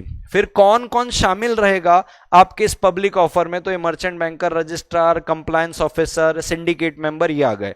अब कहता है भाई साहब आओ थोड़ी सी शर्तों को समझ लेते हैं कि क्या कंडीशंस रहेगी जब आप इनिशियल पब्लिक ऑफर करोगे। तो बात को बिल्कुल ध्यान से समझना। कहता है भाई देखो, आपकी नेट टेंजिबल असेट जो है, नेट टेंजिबल असेट समझते हो, जिसको आप देख सकते हो, जिसको आप छू सकते हो, नेट टेंजिबल, जो दिखेबल और छुएबल है, इनटेंजिबल नहीं। जैसे गुडविल है, इनटेंजिबल है, ट्रेडमार्क है, सॉरी गुडविल है, इनटेंजिबल है, जिसको आप देख और छू नहीं सकते। जैसे लैंड हो गया, प्लांट हो गया, मशीनरी हो गया, ये सारी टेंजिबल असेट है। तो कहता है आपकी नेट टेंजिबल असेट कितनी होनी चाहिए। आइए फटाफट इसको समझ के लेते हैं, लॉजिक के साथ, एग्जाम्पल के साथ समझ के लेते हैं। तो दोस्तों कहता है, मान लीजिए ladies and gentleman, boys and girls, एक इस सेकेंड में आपको पूरी चीजें लिख के बताता हूं। ये मैं यहां गया, बात को ध्यान से सुनिएगा। कहता है मान लीजिए ये ईयर 1 है, ये ईयर 2 है, ये ईयर 3 है। आपके नेट टेंजिबल असेट होने चाहिए, उसमें से मॉनेटरी असेट कितने होने चाहिए, ऑफ विच मॉनेटरी असेट कितने होंगे, of which monetary asset. MA is a monetary asset, बात को ध्यान से सुनना। तो कहता है दोस्तों, जैसे कि ईयर 1 में आपके पास 3.5 करोड़ की नेट टेंजेबल असेट है, ईयर 2 पे आपकी 3.2 करोड़ की नेट टेंजेबल असेट है, ईयर 3 में 3.4 करोड़ की नेट टेंजेबल असेट है। मैं उम्मीद कर रहा हूं नेट टेंजेबल असेट आप समझ पाते होगे बेटा। नेट टेंजेबल असेट का मतलब आपकी जो टोटल असेट है उसमें से आप इनटेंजेबल असेट और लाइबिलिटीज माइनस कर दो तो नेट टेंजेबल असेट आएगी। ठीक है सर। अब कहता है इस पे से 1.2 करोड़ जो है मॉनेटरी असेट है, यहां पे कहता है 1.8 करोड़ जो है मॉनेटरी असेट में है, 2.2 करोड़ जो है ये मॉनेटरी असेट में है। यानी कि सर ये हुआ 34%, ये हुआ 56% और ये हुआ 59%। अब देखोगे ईयर 1 ओके है, लेकिन ईयर 1 और ईयर 2 और ईयर 3 जो है ये नॉट ओके है। सर काहे नॉट ओके है बताइए, अभी बता के लेते हैं। सो दोस्तों देखो लिखता है, कहता है इशुअर जो है यानी कि जो पब्लिक ऑफर कर रहा है उसके पास नेट टेंजिबल असेट होनी चाहिए कम से कम 3 करोड़ की in each of the preceding 3 साल। लगातार पिछले 3 सालों पे आपके पास कम से कम 3 करोड़ रुपए की क्या होनी चाहिए, नेट टेंजिबल असेट, जिसमें से 50% से ज्यादा का मॉनेटरी असेट नहीं होना चाहिए। सर क्या मतलब, जैसे कि मान लो XYZ के पास 4 करोड़ की नेट टेंजिबल असेट है, इस पे से 2.5 करोड़ नॉन मॉनेटरी होनी चाहिए। नॉन मॉनेटरी का मतलब कैसे, 2.5 नॉन मॉनेटरी है, सपोज करते हैं प्रॉपर्टी, इक्विपमेंट और इन्वेंट्री। यहां पे देखो साफ लिखा हुआ है, कहता है इसके पास 4 करोड़ नेट टेंजेबल असेट है, माना सर नेट टेंजेबल असेट हो गई, of which 2.5 crore are non monetary asset यानी कि प्रॉपर्टी, इक्विपमेंट, इन्वेंट्री। रिमेनिंग जो 1.5 करोड़ है ये मॉनेटरी असेट होनी चाहिए, ईयर मार्क्ड होनी चाहिए स्पेसिफिक बिजनेस एक्सपांशन के लिए। यही चीज को मैंने यहां पे आपको समझाने की कोशिश की। कैसे सर, भाई साहब मेरे पास नेट टेंजेबल असेट 3.5 करोड़ रुपए की है, जैसे प्लांट हो गई, मशीनरी हो गई, इन्वेंट्री हो गई, जिसको मैं देख सकता हूं। इसमें मॉनेटरी असेट पे कितना है, मॉनेटरी असेट यानी कि भैया 1.2 करोड़ है, मॉनेटरी है, पैसे से संबंधित 1.2 करोड़, तो ये तो सिर्फ 34% है। तो ये चलेगा भाई साहब, क्योंकि जितनी आपकी नेट टेंजिबल असेट है उसमें मॉनेटरी असेट कितनी है, 34 ही है। बोला था 50% से ज्यादा मॉनेटरी में नहीं होना चाहिए। ईयर 2 और ईयर 3 में 3.2 करोड़ पे 1.8 है, 3.4 पे 2 करोड़ है, यहाँ पे 56 और 59 है। ये तो भाई साहब 50% से ज्यादा हो रहा है, वो नहीं चलेगा। तो सर इस परिस्थिति में क्या होगा, अब इस परिस्थिति में ये वाली कंपनी जिसका ईयर 2 और ईयर 3 में 50% से ज्यादा मॉनेटरी असेट में है, इसको एक कमिटमेंट देना पड़ेगा। ये कमिट करेगा प्रोस्पेक्टस के अंदर, ऑफर डॉक्यूमेंट के अंदर, कि ये जो मेरे पास एक्सेस है ना, यहाँ पे 6%, यहाँ पे 9%, ये जो एक्सेस है मैं अपने बिजनेस प्रोजेक्ट में लगाऊंगा। ये एक्सेस को मैं अपने पास नहीं रखूंगा, इसको मैं बिजनेस प्रोजेक्ट में लगाऊंगा। समझा सर। यानी कि सर कुल मिला के अगर लॉजिक में जाना चाहो तो सेबी जानना चाहता है कि आपकी कम से कम 3 करोड़ रुपए की टेंजेबल असेट की औकात होनी चाहिए भाई साहब, तब तो आप पब्लिक ऑफर लाओ। और इस 3 करोड़ में भी मॉनेटरी असेट आपका 50% से ज्यादा नहीं होना चाहिए।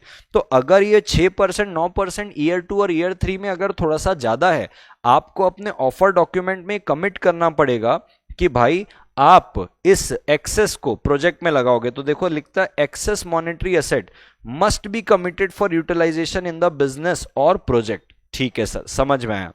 अब कहता है ऑपरेटिंग प्रॉफिट की रिक्वायरमेंट बताइए। अब ऑपरेटिंग प्रॉफिट रिक्वायरमेंट बहुत जबरदस्त है दोस्तों। देखो क्या कहता है, मान लीजिए कंपनी एबीसी है, इसके पास 20 करोड़, 10 करोड़, 25 करोड़, 5 करोड़, 30 करोड़, ये लास्ट 5 साल का प्रॉफिट है।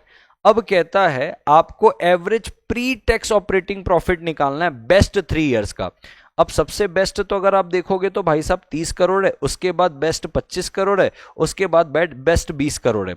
अगर आप देखोगे 30, ये 50, 50 के बाद ये 75, 75 डिवाइडेड बाय अब 3 करोगे, 75 डिवाइडेड बाय अब 3 करोगे, कितना आ रहा है भाई साहब, 75 डिवाइडेड बाय 3, 25 करोड़ मेरे पास आ रहा है। क्या कहता है, issuer must demonstrate a minimum average pre tax operating profit कितना, 15 करोड़ का, calculated over the 3 most profitable years out of the last 5 years.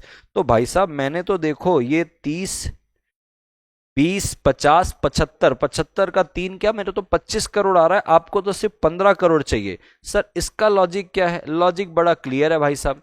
कहता है सेबी कि तुम आईपीओ में जाओगे उससे पहले अपनी औकात प्रूफ करो कि तुम्हारा प्रॉफिट रिकॉर्ड है सिर्फ किसी एक लकी ईयर का नहीं, पिछले 5 में से 3 बेस्ट उठा लो, उसका एवरेज निकालो, तो समझ में आना चाहिए कि कम से कम 15 करोड़ है। तो इससे ये समझ में आएगा कि आप प्रॉफिटेबल कंपनी हो। वो भी हम किसी एक का नहीं बोल रहे हैं कि भैया किसी दिन एक आध लकी ईयर निकल जाता है, बेस्ट 3 चुन लो लास्ट 5 में से, उसका एवरेज करो, कम से कम 15 करोड़ आना चाहिए। ठीक है सर, यहां तक की बात हमको समझ में आ गई। अब जीवन में थोड़ा और आगे बढ़ते हैं। कहता है भाई साहब नेटवर्थ रिक्वायरमेंट की बात करते हैं, तो बोले कितनी नेटवर्थ होनी चाहिए, तो कहता है भाई देखो कम से कम एटलीस्ट 1 करोड़ होनी चाहिए in each of the preceding 3 full years. Sir इसका लॉजिक क्या है? अब भाई सीधी सी बात है, सेबी ये इंश्योर करना चाहता है कि आप टेक्निकली कोई इंसॉल्वेंट कंपनी नहीं हो, ना तो बहुत छोटी कंपनी हो, कम से कम इतना नेटवर्थ अगर आप दिखाओगे तो एक स्टेबिलिटी और सॉलिडिटी दिखती है।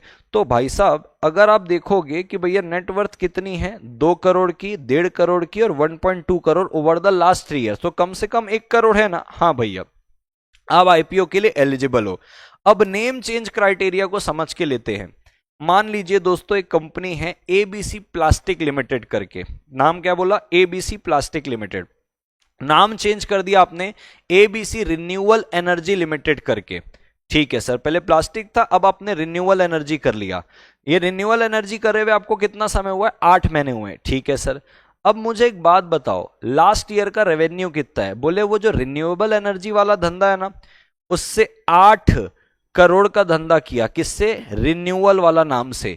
और पुराने वाले नाम से कितने का किया? 7 करोड़ का। टोटल कितना धंधा हुआ? 15 करोड़। 15 करोड़ में 8, तो 8 डिवाइडेड बाय 15, 53% का धंधा किससे हुआ? नए वाले नाम से। यही बोल रहा है, कहता है अगर मान लो आपने नाम चेंज किया है तो नए वाले नाम से आपका कम से कम 50% रेवेन्यू आना चाहिए। सर लॉजिक क्या है इसका? लॉजिक बड़ा क्लियर है लाला। कहता है भाई देखो, अगर कोई कंपनी है वो फैंसी नाम ले लेती है, अट्रैक्टिव नाम, renewal energy, fintech, tech, bio, customer को अट्रैक्ट करने के लिए, और एक्चुअल में अगर आप ये काम नहीं कर रहे हो, तो सेबी इन रेगुलेशन से ये जानना चाहता है कि भाई जेन्युइनली ये तुम्हारी कोर एक्टिविटी को रिफ्लेक्ट करे। तो अगर तुमने नया नाम बदला है लास्ट ईयर में, तो उस नए वाले नाम से, यानी कि जब से आपने नया नाम किया है वहां से लेके अब तक, इस साल तक 50% का धंधा कम से कम नए वाले से आना चाहिए। तो कहता है देखो, if the issuer change it's name with in the last year, at least 50% of the revenue in the preceding year should be from the activity indicated by the new name. तुमने लास्ट ईयर नाम change किया है, तो last year जब से तुमने नाम change किया नए वाले नाम से 50% का रेवेन्यू आना चाहिए, ताकि वो तुम्हारी हार्डकोर एक्टिविटी को रिफ्लेक्ट करे। ऐसा नहीं कोई फैंसी नाम दिखा दिया कस्टमर को अट्रैक्ट करने के लिए, नहीं भाई साहब ऐसा नहीं हो सकता। अब आता है भाई साहब देखो एक alternate eligibility provision. Sir what do you mean by this alternate eligibility provision? देखो दोस्तों, अभी कंडीशन मैंने आपको बताई, आपका नेट टेंजेबल असेट कितना होना चाहिए? कहता है भाई साहब कम से कम 3 करोड़ होना चाहिए लगातार पिछले 3 सालों पे, और उस 3 करोड़ में ज्यादा से ज्यादा, लिखता है with not more than 50% held in monetary asset, 50% से ज्यादा मॉनेटरी एसेट में नहीं होना चाहिए। ठीक है सर। दूसरा कहता है ऑपरेटिंग प्रॉफिट पिछले 5 बेस्ट सालों में से किसी 3 साल का बेस्ट ऑपरेटिंग, आपका जो pre tax operating profit 15 crore का होना चाहिए एवरेज करने के बाद। लास्ट 5 साल है, उसका बेस्ट 3 उठाओ, उसका एवरेज करो, 15 करोड़ होना चाहिए कम से कम। ठीक है सर। नेटवर्थ रिक्वायरमेंट बोल दिया, लगातार पिछले 3 सालों में कम से कम 1 करोड़ होनी चाहिए। नेम चेंज क्राइटेरिया के लिए बारे से बता दिया। अब कहता है भाई अल्टरनेट, मान लीजिए आपकी इतनी रिक्वायरमेंट नहीं है, मतलब आपका नेटवर्थ इतना नहीं है, आपका प्री टैक्स ऑपरेटिंग प्रॉफिट इतना नहीं है, आपका नेट टेंजिबल असेट जो है जो 3 करोड़ का कम से कम बोला है वो नहीं है, तो आपको एक अल्टरनेट भी दिया। सर क्या अल्टरनेट दिया? आइए मैं आपको बताता हूं। कहता है भाई बात को ध्यान से सुनो, आप ऊपर की चीजों को नहीं कर पा रहे हो, बराबर है क्या, आप ऊपर की फाइनेंशियल रिक्वायरमेंट को पूरी नहीं कर पा रहे हो। सभी बोलता है कोई बात नहीं, आप फाइनेंशियली स्ट्रांग नहीं हो, बोले हम नहीं है, बोले कोई बात नहीं। अब भाई साहब ऐसा करते हैं, हम आपको एक अल्टरनेट देते हैं। बोले क्या अल्टरनेट देते हैं? हम आपको एक अल्टरनेट देते हैं कि आप बुक बिल्डिंग प्रोसेस से चले जाओ और बुक बिल्डिंग प्रोसेस से जाके बड़े इन्वेस्टर्स जो आपकी कंपनी में रेडी है इन्वेस्ट करने के लिए, उनको इनवाइट कर लो। सर हु इज द बड़े इन्वेस्टर? क्वालिफाइड इंस्टीट्यूशनल बायर्स होते हैं जो बड़े इन्वेस्टर होते हैं। अब कहता है भाई साहब एक काम करो, मान लो जैसे आप 100 लाख के शेयर इशू कर रहे हो, तो क्वालिफाइड इंस्टीट्यूशनल बायर को 75 लाख के शेयर्स दे दो। अब मान लीजिए अगर सिर्फ 60 लाख उन्होंने लगाया क्वालिफाइड इंस्टीट्यूशनल बायर से, यानी कि कंडीशन फेल हो गई, तो आप अपने पूरे पैसे रिफंड कर देना। यानी कि सर मान लीजिए हम इतनी बड़ी कंपनी नहीं है सर, जितनी बड़ी कंपनी ऊपर बताई जा रही थी, ये 3 करोड़ 15 करोड़ 1 करोड़, हमारा इतना फाइनेंशियल कैपेबिलिटी नहीं है। अर्ली स्टेज पे हो, न्यू वाली कंपनी हो, प्रॉफिट और नेटवर्थ का क्राइटेरिया पूरा नहीं कर रहे हो, सबसे पहली शर्त आप बुक बिल्डिंग के रास्ते से आओ। यानी कि आप पहले रेड हेरिंग प्रोस्पेक्टस इश्यू करोगे, बिडिंग इनवाइट करोगे, फिर जैसा पब्लिक चाहेगी उस हिसाब से आप उस प्राइस पे लाओगे और कम से कम 75% क्यूआईबी को दोगे। बराबर है, ये क्यूआईबी म्यूचुअल फंड हो सकता है, ये क्यूआईबी बैंक हो सकता है, ये क्यूआईबी इंश्योरेंस कंपनी हो सकता है, ये फाइनेंशियल इंस्टीट्यूशनल इन्वेस्टर हो सकते हैं। ये क्यूआईबी अगर 75% आपका सब्सक्राइब कर लेते हैं, बल्ले बल्ले आप आईपीओ ले आओ, नहीं तो आप फेल हो जाओगे। यानी कि सर छोटी कंपनी, गरीब कंपनी के लिए, नई नवेली कंपनी के लिए अगर फाइनेंशियल कंडीशन सेटिस्फाई नहीं होती है, स्टिल प्रोसीड कर सकते हैं आईपीओ से। पहले बुक बिल्डिंग करना पड़ेगा, क्यूआईबीज को इनवाइट करना पड़ेगा, अगर नहीं हुआ 75% तो भैया रिफंड करना पड़ेगा। ये प्रोविजन क्या करता है, इनकरेज करता है इंस्टीट्यूशनल इन्वेस्टर को, बैंक को, कि भाई आप पार्टिसिपेट करो, भले कोई भी छोटी कंपनी है चलेगा। तो इससे दो फायदे होते हैं, छोटी कंपनी बेचारी जो आईपीओ लाना चाहती है लेकिन इतनी बड़ी फाइनेंशियल स्टेबिलिटी नहीं है, वो ला पाती है। अब ये जो बी वाला पॉइंट है, ये सिर्फ और सिर्फ किसका अल्टरनेटिव है? इन सारे पॉइंट का अल्टरनेटिव है ये वाले, बराबर है। बाकी और किसी का अल्टरनेटिव नहीं है। अगर भाई साहब ये नेम चेंज वाला, मतलब ये ऊपर की सारी चीज समझ लो, 4 चीजें, बराबर है, ऊपर की 4 चीजों का अल्टरनेटिव है।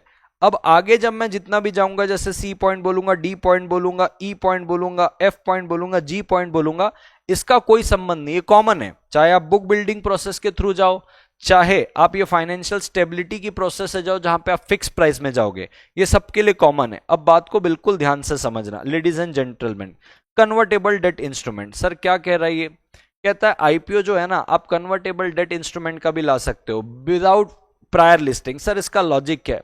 लॉजिक बड़ा सिंपल है भाई साहब। मान लो कोई कंपनी, अब सेबी उसको अलाउ कर रही है, बोले भाई पहले ना तू कन्वर्टेबल डेट वाला इंस्ट्रूमेंट कर ले लिस्टिंग को इक्विटी के पहले। अब मुद्दा क्या है सर, कन्वर्टेबल डेट क्या होता है? आप डिबेंचर देते हो, ये डिबेंचर 2 साल 5 साल 10 साल बाद इक्विटी में क्या होता है, कन्वर्ट। लेकिन ये वाली हरकत देखो क्या होता है, कई कंपनी को बड़ा दर्द होता है, दर्द इन द सेंस वो इक्विटी जल्दी से लिस्ट नहीं कर पाते हैं। तो ऐसी कंपनी को सेबी क्या करती है, अलाउ करती है, अगर आपका गुड ट्रैक रिकॉर्ड है, तो गुड ट्रैक रिकॉर्ड होता है तो आपके कन्वर्टेबल डेट को वो लिस्ट कर देती है। वो डेट बाद में किस पे कन्वर्ट होता है, इक्विटी में। एग्जांपल देखते हैं, जैसे मान लीजिए XYZ लिमिटेड करके कंपनी अनलिस्टेड है, वो इश्यू करना चाह रही कन्वर्टेबल डिबेंचर। डिबेंचर क्या होता है, आप एक प्रकार से पब्लिक से पैसे उधार पे ले रहे हो। अब कहता है दोस्तों लास्ट फ्यू ईयर में इसने कोई डिफॉल्ट नहीं किया है, बैंक के इंटरेस्ट पे डिफॉल्ट नहीं किया है, प्रिंसिपल अमाउंट में डिफॉल्ट नहीं किया है, आप गो अहेड है, आप कन्वर्टेबल डेट इशू कर लो, कोई दिक्कत नहीं है। लेकिन भाई साहब अगर आपने डिफॉल्ट किया हुआ है, आपको आईपीओ करने नहीं देंगे। तो कहता है देखो इशूअर जो है ना, वो चाहे तो कन्वर्टेबल डेट इंस्ट्रूमेंट कर सकता है without a prior public issue of equity share. भैया उसको इक्विटी शेयर नहीं देना है, उसको अपनी कंपनी के कंट्रोल नहीं खोना है, इक्विटी वो अपने पास रखना चाहता है एंड लिस्टिंग करवाना चाहता है। तो provided there is no default on payment for 6 month, पीछे लास्ट 6 महीने में कोई डिफॉल्ट नहीं होना चाहिए। ये फ्लेक्सिबिलिटी देता है कि भैया आप क्या कर लो, डेट इंस्ट्रूमेंट के थ्रू पैसे उठा लो और अपनी कंपनी का इक्विटी भी मत दो, कंट्रोल भी आपके हाथ में रहेगा, लेकिन भैया गुड ट्रैक रिकॉर्ड आपका होना चाहिए। अब डी वाला पॉइंट कहता है मिनिमम अलॉटी रिक्वायरमेंट, कहता है कम से कम 1000 अलॉटमेंट होने चाहिए। इसका लॉजिक क्या है, भैया पब्लिक इशू कर रहे हो, ये वाइड होना चाहिए, कम से कम 1000 को तो करो। अगर सिर्फ 500 लोगों को सब्सक्राइब कर रहा है तो प्राइवेट प्लेसमेंट टाइप का साउंड कर रहा है। तो सेबी कहता है कम से कम भैया 1000 होने चाहिए। अगर मान लो 700 हैं, इसका ये जो अलॉटेबल एप्लीकेंट नहीं है भाई साहब, ये नहीं चलेगा, कंपनी इसको पब्लिक इशू नहीं बोलेगी, कम से कम 1000 होने चाहिए। तो कहता है इशू साइज अगर क्या कर रहा है, कब 1000 होना मांगता, कहता है अगर इशू साइज कितना एक्सीड कर रहा है 1000 करोड़ को, तो अब bank project finance institution must monitor, ना ना ना ना ना ना ना, ऊपर ऊपर ऊपर ऊपर ऊपर कहाँ गए रे बाबा, एक ही सेकेंड, हाँ ये यहाँ पे लाला, यहाँ पे minimum allottee, an issuer can not make an allotment pursuant to a public issue if the number of prospective allottees less than 1000। ये क्राइटेरिया प्रमोट करता है ब्रॉडर इन्वेस्टर पार्टिसिपेशन, और ये क्योंकि पब्लिक का है तो नहीं हो सकता, कम से कम 1000 चाहिए, एमसीक्यू में आ सकता है। अब यहाँ पे नीचे एक आ रहा है आउटस्टैंडिंग कन्वर्टेबल सिक्योरिटी, कहता है भाई साहब आप पब्लिक इशू ला रहे हो ना, जितने भी कन्वर्टेबल सिक्योरिटी आउटस्टैंडिंग है, कन्वर्टेबल प्रेफरेंस शेयर होगा, कन्वर्टेबल डिबेंचर होगा, पहले आप उनको कन्वर्ट करवा लेना भाई। पूछो क्यों? अगर वो कन्वर्ट हो रहे इक्विटी में तो डेफिनेटली इक्विटी में कन्वर्ट होंगे तो कंट्रोल डाइल्यूट होगा, क्योंकि वोटिंग पावर इक्विटी से आता है। तो भाई साहब असल कंट्रोल किसके हाथ में है, क्या आपका वोटिंग स्ट्रक्चर है, पता होना चाहिए ना। लॉजिक बड़ा क्लियर है। सेबी चाहता है इन्वेस्टर को पता चले कि कितना डाइल्यूटेड कैपिटल है, कितने लोगों के पास इक्विटी बटा हुआ है। अगर कोई हिडन कन्वर्टेबल है, यानी कि अभी तक आपने कन्वर्ट नहीं किया है, फ्यूचर में वो कन्वर्ट होगा, अगर अभी छुपा के रखा है तो फिर कंट्रोल बटेगा। तो भाई साहब ये इन्वेस्टर के लिए अच्छी बात नहीं है। आप उनको कन्वर्ट कर लो आईपीओ के पहले, या तो उनको लैप्स करवा लो। तो कहता है कोई आउटस्टैंडिंग नहीं होना चाहिए कन्वर्टेबल सिक्योरिटी का। अब आपको लगेगा सर वो तो कन्वर्ट ही 5 साल बाद होने वाला था, तो भाई 5 साल वेट कर लो फिर आईपीओ के लिए, इतना ही वेट करना है। या तो वो लैप्स हो जाएगा या तो उसको आज कन्वर्ट कर लो। कोई भी पेंडिंग कन्वर्जन नहीं होना चाहिए, क्योंकि भाई कल को भविष्य में जाके वो कन्वर्ट होगा, सारी चीजों को डाइल्यूट करेगा, इन्वेस्टर रोएगा बेचारा कि हमको तो नहीं पता था इतना डाइल्यूट होगा, इतना बड़ा आउटस्टैंडिंग था। ठीक है, तो कहता है देखो इंश्योर करो कि क्लैरिटी रहे, डिल्यूशन न्यू शेयर होल्डर को ना रहे, भ्रम ना रहे किसी बात का। ठीक है सर। अब कहता है oversight for larger issue sizes. Larger issue sizes का मतलब क्या है? कहता है मान लीजिए ladies and gentleman, boys and girls, लिखता है अगर आपका साइज 1000 करोड़ को एक्सीड कर रहा है, कितने को कर रहा है? 1000 करोड़ को। आइए एक बार फटाफट देखते हैं लेडीज एंड जेंटलमैन, यहाँ पे क्या 1000 करोड़ ही दिखा है? नहीं, 1000 नहीं रे बाबा, issue size is more than 100 crore. यहाँ पे 1000 कहां से आ गया है? 100 करोड़ करो इसको, इसीलिए मैं चेक किया। कहता है इशू साइज अगर 100 करोड़ को एक्सीड कर रहा है तो बात को ध्यान करना। कहता है भाई साहब ये वाला 100 करोड़ को जो इशू साइज एक्सीड कर रहा है, यानी कि आप 100 करोड़ पब्लिक से उठा रहे हो, ध्यान रहे बिल्कुल। बोले क्या ध्यान रखने वाली बात है? इसकी मॉनिटरिंग होगी पूरी। बोले कौन मॉनिटर करेगा? तो बोले मान लीजिए XYZ लिमिटेड का 150 करोड़ का इनिशियल पब्लिक ऑफर है। ठीक है सर। अब एबीसी बैंक आएगी, यानी कि कोई भी बैंक, जरूरी नहीं है कि कोई एबीसी रहे, ये इसके हर क्वार्टर पे देखेगी कि ये कहां कहां ये 150 करोड़ यूटिलाइज कर रहा है। जैसे एग्जांपल पे प्लांट के एक्सपांशन में आपने लगा दिया 80 करोड़, ठीक है। लोन रीपेमेंट में आपने लगा दिया 40 करोड़, ठीक है।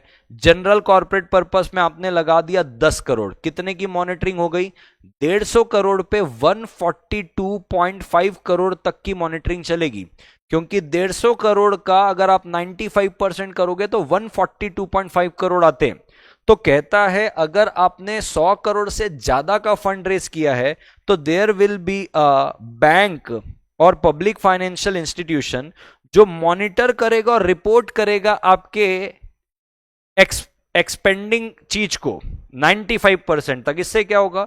इन्वेस्टर सिक्योर रहेगा, इन्वेस्टर फील करेगा कि हाँ भाई कंपनी ने हमारे से जिस प्रोजेक्ट के लिए पैसे मांगे उसी प्रोजेक्ट में लगा रहा है। ये कैसे पता चलेगा इन्वेस्टर को? यही बैंक तो उसको रिपोर्ट करेगी। तो जब भी बिग इशू रहता है इसमें मिसयूज का बहुत ज्यादा डर रहता है, तो एक इंडिपेंडेंट बैंक रहेगा जो बार बार इसको मॉनिटर करेगा और रिपोर्ट करेगा। तो भैया इन्वेस्टर क्या रहेगा? सेफ फील करेगा, जहां बोला था वहां पैसा लगाया है बोल के।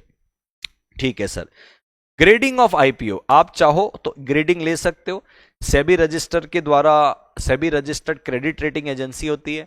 AAA एकदम highest safety, AA high safety, A adequate safety, B moderate safety, C risk, D का मतलब सब्सटेंशियल रिस्क या भागे गई पैसे लेके, ये इस प्रकार की क्रेडिट रेटिंग होती है जो आप सेबी के द्वारा रजिस्टर्ड क्रेडिट रेटिंग एजेंसी से ले सकते हो। मैं बोला है, अब मॉड्यूल पे मैं बोला है मेरे लाल, ये देखो यहां पे मॉड्यूल पे मैं बोला है, मैं का मतलब आप चाहो तो ले सकते हो, यानी कि इसको ऑप्शनल बताया हुआ है कि लेना है तो ले सकते हो, ना लेना हो तो ना भी लो, चलेगा। ठीक है सर, मैं जीवन पे आगे बढ़ता हूं ladies and gentleman, boys and girls. अब आपको थोड़ा आगे लेके चलता हूं, प्राइसिंग ऑफ शेयर्स के बारे से बात करते हैं। Pricing of shares in public issue, public issue में प्राइसिंग का क्या रोल रहेगा, आइए दोस्तों फटाफट बात को समझ के लेते हैं अबाउट द प्राइसिंग।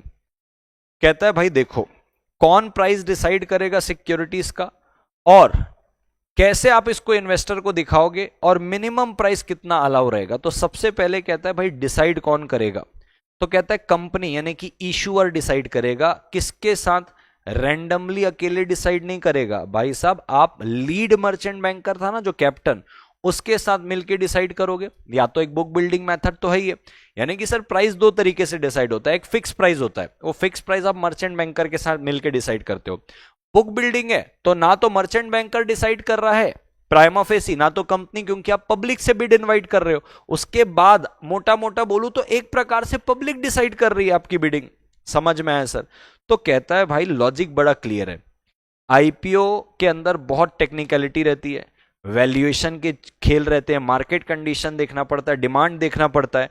तो सेबी चाहता है कि भाई कोई ना प्रोफेशनल रहे ताकि प्राइस रियलिस्टिक लगे, वन साइडेड प्रमोटर के द्वारा डिसाइडेड ना रहे, और मार्केट को एक्सेप्टेबल होनी चाहिए। तो भाई आप लीड मर्चेंट बैंकर के साथ मिलकर डिसाइड करोगे। ठीक है सर, बात को बिल्कुल ध्यान से समझना। मान लीजिए एबीसी लिमिटेड है, उसकी फेस वैल्यू 10 रुपए की, वो शेयर इशू करना चाहती है। लीड मर्चेंट बैंकर के साथ डिसाइड किया, उन्होंने बोला 80 रुपए में इसको करो, यानी कि 10 रुपए की फेस वैल्यू, 70 रुपए का प्रीमियम। ये ऑफर डॉक्यूमेंट में ये प्राइस 80 रुपए का जाएगा जो लीड मर्चेंट बैंकर के साथ आपने डिसाइड किया। सर मान लीजिए बुक बिल्ट वाला आईपीओ है, तो सर इस पे तो आप प्राइस रेंज देते हो, बिड्स आती है, बिड के हिसाब आप डिसाइड करते हो। ठीक है सर, तो ये तो समझ में आ गया कि जो भी प्राइस रहेगी, चाहे इक्विटी शेयर की चाहे कन्वर्टेबल सिक्योरिटी की, लीड मर्चेंट बैंकर के साथ या तो बुक बिल्डिंग प्रोसेस रहेगी, तो ना तो लीड मर्चेंट बैंकर का कोई विशेष रोल है ना कंपनी का, बिड के हिसाब से आप डिसाइड करते हो। ठीक है सर।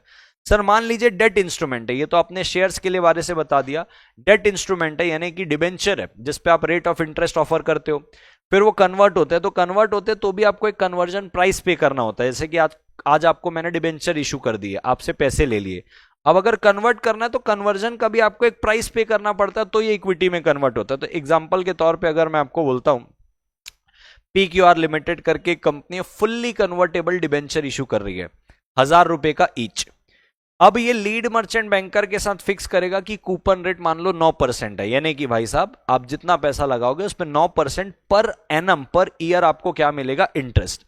कन्वर्जन प्राइस इसने डिसाइड किया, बोले 100 रुपए पर शेयर आफ्टर 3 इयर्स, यानी कि भाई साहब आपने जितना भी पैसा लगाया होगा उस पैसे का हम डिवाइडेड बाय 100 करेंगे, आपको उतने शेयर्स मिलेंगे। यानी कि सर एग्जाम्पल के तौर पे अगर मैं आपको बोलूं कि अगर किसी व्यक्ति ने 1000 रुपए लगाए हैं, तो 1000 रुपए अगर उसने लगाए हैं और 100 रुपए का कन्वर्जन प्राइस है, तो सर 1000 रुपए डिवाइडेड बाय 100 रुपए का क्या कन्वर्जन प्राइस, यानी कि सर ये कटा, तो उसको 10 इक्विटी शेयर मिलेगा। कब, जब वो पूरे के पूरे कन्वर्ट होंगे मैच्योरिटी पे आने पे। तो सर कन्वर्जन प्राइस भी डिसाइड होता है कि भाई अगर आप 1000 रुपए लगा रहे हो तो 1000 रुपए के लिए जब अपन कन्वर्जन प्राइस देखेंगे तो 100 रुपए पर शेयर देखेंगे 3 साल बाद, क्योंकि 3 साल बाद वो कन्वर्ट होगा, तो आपको 10 इक्विटी शेयर मिलेंगे उस 1000 रुपए के डिबेंचर के बदले जो आपने कंपनी को उधार दिया था।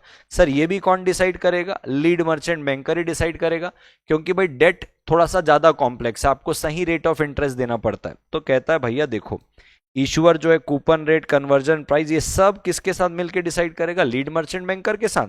और अगर बुक बिल्डिंग प्रोसेस है तब तो कोई कहने की बात ही नहीं, आमतौर पर पब्लिक ही डिसाइड करेगी। ठीक है सर, जीवन में थोड़ा आगे बढ़ते हैं दोस्तों।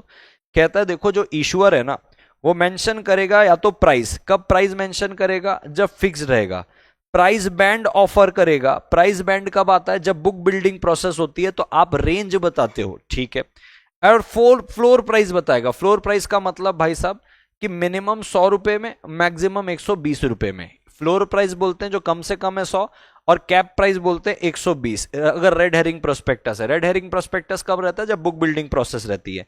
The issue price shall not be less than the face value. अगर आपकी फेस वैल्यू 10 रुपए की है तो इशू प्राइस 8 का नहीं हो सकता, इसको डिस्काउंट में इशू बोल दिया जाएगा, जो कंपनीज एक्ट के अंदर प्रोहिबिटेड है। तो ये जनरल इंफॉर्मेशन वाली बात हो गई। अब चलते हैं दोस्तों, ये प्राइसिंग हो गया। क्या हम डिफरेंशियल प्राइसिंग कर सकते हैं? बिल्कुल, आप डिफरेंशियल प्राइसिंग कर सकते हो। आइए इसके बारे से भी बात करते हैं। कहता है भाई मान लीजिए कंपनी डिफरेंशियल प्राइसिंग करना चाहती है रिटेलर के लिए। रिटेलर का मतलब क्या? जो 10,000, 20,000, 50,000, लाख, 1.5 लाख, 5 लाख, 4 लाख लगाएगा, रिटेल इन्वेस्टर, छोटे इन्वेस्टर, बराबर है क्या? तो रिटेल इंडिविजुअल इन्वेस्टर हो गए या कंपनी के एम्प्लॉय हो गए, आप इनको डिस्काउंट में दे सकते हो, लेकिन डिस्काउंट कितना? 10% से ज्यादा का डिस्काउंट नहीं होगा। तो कहता है देखो भाई साहब, एबीसी लिमिटेड आईपीओ ला रही है, कितना प्राइस इनने सेट किया? 120। अब 120 का आप 10% करो, 12 आएगा। तो 12 रुपए का आप इनको डिस्काउंट दे सकते हो, 108 में आप इनको दे सकते हो, इससे ज्यादा नहीं। सर क्यों? सेबी चाहता है कि भैया जो स्मॉल इन्वेस्टर है, कंपनी के एम्प्लॉय है, उनको एक छोटा सा बेनिफिट दे दे, लेकिन बहुत ज्यादा बड़ा बेनिफिट नहीं, एक फेयर और बैलेंस वे में चीजों को रखेंगे तो 10% तक का आपको दे सकते हैं। तो मान लो अगर 500 रुपए का प्राइस डिसाइड किया है, ठीक है, 500 रुपए का प्राइस डिसाइड किया है इंस्टीट्यूशनल के लिए, नॉन रिटेल इन्वेस्टर के लिए। सर इंस्टीट्यूशनल का मतलब है जो बैंक्स हो गए, इंश्योरेंस कंपनी हो गई, जो बड़े बड़े इन्वेस्टर है। 500 का प्राइस है तो आप 50 रुपए का डिस्काउंट दे सकते हो, किसको? अपने एम्प्लॉय को और रिटेल इंडिविजुअल इन्वेस्टर को। अब कहता है सर एंकर इन्वेस्टर है। कौन सा इन्वेस्टर है? Anchor investor. Sir anchor investor को अपन कर सकते हैं क्या डिफरेंस? अब एंकर इन्वेस्टर कौन होता है समझना भाई साहब, ये बड़े इंस्टीट्यूशन होते हैं, ये एक दिन पहले, इश्यू ओपन होने के एक दिन पहले ये इन्वेस्ट कर देते हैं। कहता है भाई आपको नहीं देंगे भाई, बुक बिल्डिंग प्रोसेस पे अगर चीजें चल रही है आपको नहीं देंगे। लॉजिक बड़ा क्लियर है भाई साहब, इनको अर्ली एलोकेशन मिलता है, ये एक दिन पहले इन्वेस्ट करते हैं, ये स्टेबलाइज कर देते हैं आईपीओ को, क्योंकि उनकी पहले से ही, एक दिन पहले से ही फंडिंग मिल रही है, तो स्टेबलाइज हो जाता है कि पैसा मिल गया भाई, आईपीओ में एंकर इन्वेस्टर से पैसा मिल गया। बड़े इन्वेस्टर होते हैं, बिग इंस्टीट्यूशन। सेबी नहीं चाहता कि इनको चीपर शेयर्स मिले, क्यों? ये अनफेयर हो जाएगा और एक इनसाइडर एडवांटेज दे देगा। इनसाइडर एडवांटेज समझ रहे हो कि आपको एक दिन पहले मौका दे रहा है, आप पहले ही कम दाम में लगा लोगे। तो भैया हम नहीं चाहते कि आपको कोई फायदा मिले इस पे, आप बड़े इन्वेस्टर हो। तो मान लो हमने 700 रुपए का प्राइस डिसाइड किया, आपको 700 रुपए में ही देना पड़ेगा। तो कहता देखो should not be lower than the price offer to other applicant. Other applicant यानी कि कौन? रिटेल को छोड़ दो, एम्प्लॉय को छोड़ दो, बाकी को कितने में दे रहे थे? यहाँ पे 120 में दे रहे थे, इनको भी 120 में ही देंगे। The reason is very simple, आप एक दिन पहले इन्वेस्ट करते हो भाई साहब, तो आपको ज्यादा कुछ देना नहीं पड़ेगा। ये लार्ज इंस्टीट्यूशनल इन्वेस्टर होते हैं, बहुत सारा पैसा इनके पास होता है, और ऑफर ओपन होने के पहले ही, जनरल ऑफर पब्लिक को ओपन होने के पहले ही ये इन्वेस्ट कर देते हैं। तो सीधी सी बात है भाई साहब, बिग इन्वेस्टर हो, लार्ज कंपनी में इन्वेस्ट करते हो, म्यूचुअल फंड, फाइनेंशियल इंस्टीट्यूशन जैसे हो, आपको ज्यादा प्राइस डिफरेंस नहीं देगा। अब अर्ली इन्वेस्टमेंट करते हो कंपनी के अंदर, ठीक है सर, स्टेबल हो जाता है मार्केट। अब आते हैं सर दूसरी बात में, सी वाले में। अब सर ये alternate method of book building. Alternate method of book building का मतलब क्या है सर? कि सर ऊपर अगर आप देखोगे तो ये फिक्स प्राइस वाला था, अब मैं नीचे चल रहा हूं, alternate method of book building, यानी कि सर यहां पे हम बुक बिल्डिंग के थ्रू कर रहे हैं। सर यहां पे क्या कर रहे थे हम लोग? यहां पे पहले वाले में फिक्स प्राइस में कर रहे थे। फिक्स प्राइस यानी कि 120 रुपए का प्राइस था, 10 रुपए अपन ने ऑफ कर दिया। अब सर बुक बिल्डिंग हो रहा है। बुक बिल्डिंग का मतलब क्या हो रहा है सर? बिड इनवाइट करेंगे। तो सपोज करिए फ्लोर प्राइस है 300 रुपए, यानी कि इतना मिनिमम इस पे बिडिंग होगी। अब कहता है फ्लोर प्राइस में आप मैक्सिमम 10% का डिस्काउंट दे सकते हैं, यानी कि 270 रुपए का। अब इसका क्या कारण है? ये alternate book building. Alternate book building यानी कि भाई लोग बिड करेंगे, लोग बिड करेंगे, उसके हिसाब से प्राइस डिसाइड होगा। कहता है इसमें भी इंप्लॉय को और छोटे इन्वेस्टर को आप छूट दे दो, जो फ्लोर प्राइस होगा ना उस पे भी 10% का डिस्काउंट दे दो, ये उस पे भी बिड कर सकते हैं। तो कहता है देखो अगर इशूअर ऑप्ट कर रहा है बुक बिल्डिंग के लिए, फिक्स प्राइस में नहीं जा रहा जैसे ऊपर जा रहा था, स्पेसिफाइड सिक्योरिटी आप इंप्लॉय को दे दो at a price lower than the floor price, लेकिन 10% से ज्यादा का डिफरेंस नहीं होना चाहिए। तो अगर 200 पे है उसका 10% आप करोगे तो भाई साहब आप कितना 180 का फ्लोर प्राइस में उनको दे सकते हो। समझ में आई सर बात? अब रूल क्या है सर फेस वैल्यू के लिए? तो रूल बड़ा क्लियर है, इतना इतना इतना क्लियर है कि मैं आपको क्या बताऊं। कहता है भाई देखो फेस वैल्यू ऑफ शेयर्स 10 रुपए से कम हो सकती है, लेकिन 1 रुपए से कम नहीं होगी। अब 1 से कम क्या करोगे, कब, जब आपका इशू प्राइस 500 और मोर है, यानी कि 500 और मोर का आपका इशू प्राइस है, तो कम से कम आपकी फेस वैल्यू कितनी होगी भाई साहब, 1 रुपए की। लेकिन अगर आपका इशू प्राइस 500 से कम है, यानी कि 499 तक है, 500 भी नहीं छू रहा है, लेस देन 500 है, तो कितना होगा, 10। तो सरल शब्दों में बोलूं सर, 500 और मोर है तो फेस वैल्यू मिनिमम कितनी होगी, 1 रुपए की। लेकिन सर 499 है सर, अप टू 499 है, तो आपकी फेस वैल्यू कितनी होगी, कम से कम 10 रुपए की होगी। क्लियर है सर, ये आप ध्यान रखना एमसीक्यू के संबंध में। यहां तक की चीजें क्लियर हो गई, ठीक है सर। अब प्रमोटर के कंट्रीब्यूशन के बारे से थोड़ा बात करिए सर। भाई बड़ा सिंपल लॉजिक है, सेबी चाहता है भाई तुम पब्लिक से पैसे उठा रहे हो और खुद के छोटे से पैसे लगाओगे, तो सेबी चाहता है skin in the game. Skin in the game मतलब प्रमोटर तेरा भी स्वार्थ जुड़ा रहना चाहिए। तो प्रमोटर ये नहीं चाहता, मतलब सेबी ये नहीं चाहता कि प्रमोटर पब्लिक से जोरदार पैसा ले और खुद बहुत छोटा सा स्टेक लगाए। इसके लिए इन्वेस्टर का कॉन्फिडेंस गेन करवाने के लिए सेबी चाहता है प्रमोटर आपका जो आईपीओ का साइज रहेगा ना, उसका कम से कम 20% of the post issue capital आपका लगे रहना चाहिए। सर एग्जांपल दीजिए, मान लीजिए कंपनी की एग्जिस्टिंग शेयर 80 लाख रुपए के हैं, ठीक है, न्यू शेयर 20 लाख के इशू है, टोटल कितने हो गया, 100 लाख। इस 100 लाख में प्रमोटर का कम से कम 20 लाख होना चाहिए। अगर सर प्रमोटर ऑलरेडी 25 लाख रखा हुआ है, कोई बात ही नहीं है। सर अगर प्रमोटर 10 लाख रखा हुआ है, तो सेबी बोलेगा भाई 10 लाख के तू और शेयर्स ले। बड़ा क्लियर लॉजिक है सर।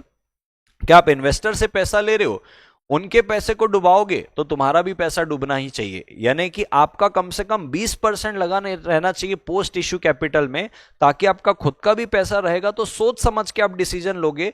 क्यों सोच समझ के, क्योंकि खुद का पैसा लगा है। तो अगर गलत डिसीजन लिए तो आपका भी पैसा डूबेगा। तो कॉशियस होके, सावधान होके जब आप डिसीजन लोगे, क्योंकि खुद का पैसा लगा हुआ है, वो खुद का पैसा जब नहीं डुबाओगे तो इन्वेस्टर का भी नहीं डूबेगा। तो कम से कम 20% आपका खुद का लगा होना चाहिए। अब आते हैं सर लॉक इन पीरियड में। सर ये जो पैसा आपने लगवाया प्रमोटर से, ये कितने समय के लिए लॉक इन रहेगा, 3 साल के लिए लॉक इन रहेगा। क्यों भैया, अब क्या फॉर्मेलिटी के लिए 20 लाख रुपए लगा रहे थे क्या, कि अरे चलो आईपीओ के पहले 20 लाख लगाना है, जैसे आईपीओ हुआ वापस ले लोगे? नहीं भाई साहब, 3 साल के लिए लॉक इन रहेगा। अब 3 साल गिनना कहां से, ध्यान से समझना। कहता है भाई साहब 1 जनवरी 2026 को क्या हुआ, आईपीओ हुआ, ठीक है। अब आपका जो प्रोडक्शन शुरू हो रहा है, कमर्शियल प्रोडक्शन आपका शुरू हो रहा है 1 जून 2026 से। कहां से गिनोगे 3 साल? भाई साहब जब से प्रोडक्शन शुरू हो रहा है वहां से, विच एवर इज लेटर लिखा है, जब से आपने पैसा उठाया और जब से आपका कमर्शियल प्रोडक्शन शुरू हुआ, यहां से दोनों में से जो भी बाद में है, तो देखो लिखता है 3 years from the date of commencement of commercial production और date of allotment in public issue. तो कहता है भाई साहब मान लो अलॉटमेंट का जो डेट हुआ, आईपीओ का नहीं, अलॉटमेंट का डेट 1 जनवरी का है, प्रोडक्शन शुरू हुआ 1 जून को, तो भाई साहब यहां से 3 साल गिनेंगे, 1 जून 2029 तक आपका ये पैसा जो 20% है ये लॉक्ड इन रहेगा, ठीक है सर। सर मान लीजिए प्रमोटर की जो होल्डिंग है वो एक्सेस पे है sir, in excess of minimum promoter contribution. Sir 20 lakh आपने बोला, 100 लाख पोस्ट कैपिटल है, पहले 80 लाख था, 20 लाख और उठाए, 100 लाख हुआ, 100 लाख का 20% 20 लाख।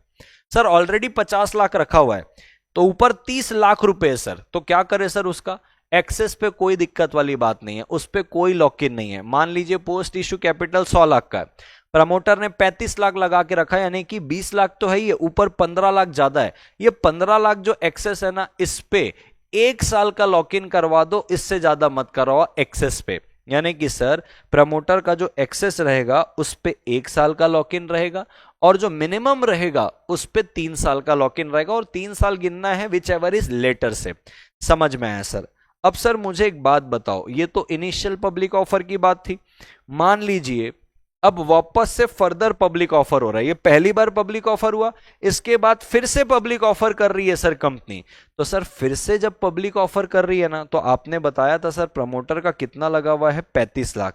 35 लाख में सर 20 लाख रुपए तो सर ये 3 साल के लिए लॉक इन हो गया, बचा कितना, 15 लाख। ये 15 लाख अपन ने कितने के लिए लॉक इन किया था, 1 साल के लिए। तो कहता है जब फर्दर पब्लिक ऑफर होगा, एक बार और पब्लिक ऑफर होगा, तो फर्दर पब्लिक ऑफर के केस पे भाई हम इसके एक्सेस के 15 लाख पे कोई लॉक इन नहीं करेंगे। देखो लिखता है however excess promoters contribution in further public offer is not subject to lock in, यानी कि जब इसके बाद एक बार और पब्लिक ऑफर करोगे तो मिनिमम जो 20% है वो तो रहेगा ही, ये जो एक्सेस है उस पे ये 1 साल का भी लॉक इन नहीं रहेगा। जो अभी अपन ने 1 साल रखा है ना, इसका भी अपन कोई भी लॉक इन रखने वाले नहीं है। ठीक है सर, यहां तक की बात हमको समझ में आ गई सर। अब जीवन पे थोड़ा सा और आगे बढ़ते हैं दोस्तों, चलते हैं बुक बिल्डिंग प्रोसेस पे। आप एलोकेशन कैसे करोगे? सर एलोकेशन का मतलब क्या है? अब देखो भाई साहब, अब अगर आप बुक बिल्डिंग कर रहे हो तो कैसे एलोकेट करोगे, यानी कि रिटेल को कितना दोगे, नॉन इंस्टीट्यूशनल इन्वेस्टर को कितना दोगे, एंड सो ऑन। और नीचे और भी सारी बातें आएगी, समझ के लेते हैं उसको। बस ये 2 पेजेस बचे हुए हैं। एलोकेशन का मतलब सर अलॉटमेंट कैसे होगा, आइए इसको समझ के लेते हैं। कहता है देखो, अगर आपने बुक बिल्डिंग किया है, बुक बिल्डिंग का मतलब रेड हेरिंग प्रोस्पेक्टस दिया, पब्लिक से बिड इनवाइट की, पब्लिक से बिड इनवाइट करने के बाद अब आपने एक प्राइस डिसाइड किया, सिक्योरिटी का क्वांटिटी डिसाइड किया, अब आप अलॉटमेंट करोगे। तो कहता है भाई बात को बिल्कुल ध्यान से सुनना। कहता है बुक बिल्डिंग के थ्रू जा रहे हो, यानी कि नॉर्मल रूट आपका जो है, जब आप बिडिंग इनवाइट कर रहे हो फिर डिसाइड कर रहे हो, कहता है भाई कम से कम 35% आप किसको दोगे, रिटेल इंडिविजुअल इन्वेस्टर को। क्यों भाई साहब? इनको फेयर और गारंटीड एक्सेस दो। कम से कम 35% हमारे छोटे जैसे लोगों के लिए होने चाहिए भाई, रिटेल इंडिविजुअल इन्वेस्टर। ये उन सिचुएशन को प्रिवेंट करता है जहां पे बड़े बड़े इन्वेस्टर इनको खंगाल के फेंक देंगे, तो इसलिए इनका कोटा फिक्स कर दिया कि कम से कम 35% तो इनका होना चाहिए। 100 लाख का अगर आप शेयर इश्यू कर रहे हो, कम से कम 35 लाख इनके लिए होगा। ठीक है सर। सर उसके बाद 15% जो है ये नॉन इंस्टीट्यूशनल इन्वेस्टर के लिए होगा। सर नॉन इंस्टीट्यूशनल इन्वेस्टर का मतलब जो हाई नेटवर्थ इंडिविजुअल होते हैं ना, जो रईस लोग होते हैं, क्यूआईबी की बात नहीं कर रहा हूं, कॉर्पोरेट्स की बात कर रहा हूं, क्वालिफाइड इंस्टीट्यूशनल बायर की नहीं, वेल्दी पीपल जो होते हैं, बहुत पैसा है, रिटेल इंडिविजुअल इन्वेस्टर के ऊपर जो आते हैं, कॉर्पोरेट्स आ गए अपार्ट फ्रॉम क्यूआईबी, 15% उनके लिए रहेगा। और बचा हुआ 50% क्यूआईबी के लिए रहेगा। लेकिन जब क्यूआईबी को भी आप दोगे ना, क्यूआईबी के 50% में से 5% आप रखोगे म्यूचुअल फंड के लिए। सर इसका क्या मतलब है? सर पहले तो दूसरे वाले का लॉजिक बताओ भाई। जो हाई नेट वर्थ वाले इंडिविजुअल है, एक बैलेंस हो जाएगा, 35% भाई साहब थोड़े गरीबों के लिए, 15% रईसों के लिए, बचा 50% आपने क्यूआईबी को दे दिया। तो क्यूआईबी को आप 50% दे रहे हो, उसमें 5% म्यूचुअल फंड के लिए। लॉजिक क्या है भाई? क्यूआईबी जो है होते हैं एकदम सोफिस्टिकेटेड इन्वेस्टर होते हैं। अब आपने उसको डोमिनेट करने से बचाने के लिए 35 और 15% आपने क्या कर लिया, साफ कर लिया। तो अब बचा हुआ क्यूआईबी को दे दो और उस 50% में से 5% म्यूचुअल फंड को दे दो। तो सपोज करिए भाई साहब 50 लाख के शेयर क्यूआईबी ले रहा है, इसमें से 5% यानी कि 2.5 लाख के शेयर म्यूचुअल फंड के लिए रिजर्व करके ले लो। तो वो जो म्यूचुअल फंड है वो भी बिड कर पाएगा भाई साहब, वो भी बिड कर पाएगा। ठीक है, तो सर कितना हुआ अपने पास? 35, 15 और 50। यहां तक की चीजें हमको समझ में आ गई है। अब मेरी बात को बिल्कुल ध्यान से सुनना ladies and gentleman, boys and girls.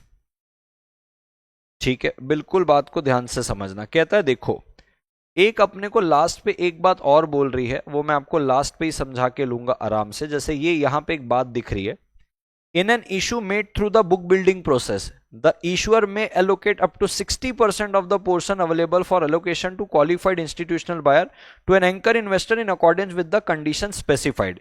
कहना क्या चाह रहा है भैया? 60% तक उनको दे सकता है। मैं आपको बोलता हूं इसका ये क्या बोल रहा है, फालतू बात है। कहता है कंडीशन को पूरी करोगे तो 60% तक का पोर्शन आप किसको दे सकते हो? क्यूआईबी को। ये कब दोगे भाई? ये तुम तब दोगे जब रिटेल इंडिविजुअल इन्वेस्टर या ये जो एचएनआईज होते हैं, हाई नेटवर्थ इंडिविजुअल, ये नहीं करेंगे तब उस पर भी कंडीशन पूरी करनी पड़ेगी। अब मैं दूसरे तरफ चलता हूं। कहता है मान लीजिए अगर आपने इशू मेड किया through book building process under sub regulation 2 of regulation thing the allocation in net offer to public category be as follow. Sir ये कौन सी बात है? सर बताना तो थोड़ा सा। सर ऊपर तो अभी आपने बोला था बुक बिल्डिंग के लिए 35% गरीबों के लिए, 15% रईसों के लिए, 50% क्यूआईबी के लिए और उस 50% में भी 5% म्यूचुअल फंड के लिए। वापस से आप बुक बिल्डिंग की बात कर रहे हो? नहीं लाला, मैंने आपको 2 तरीके बताए।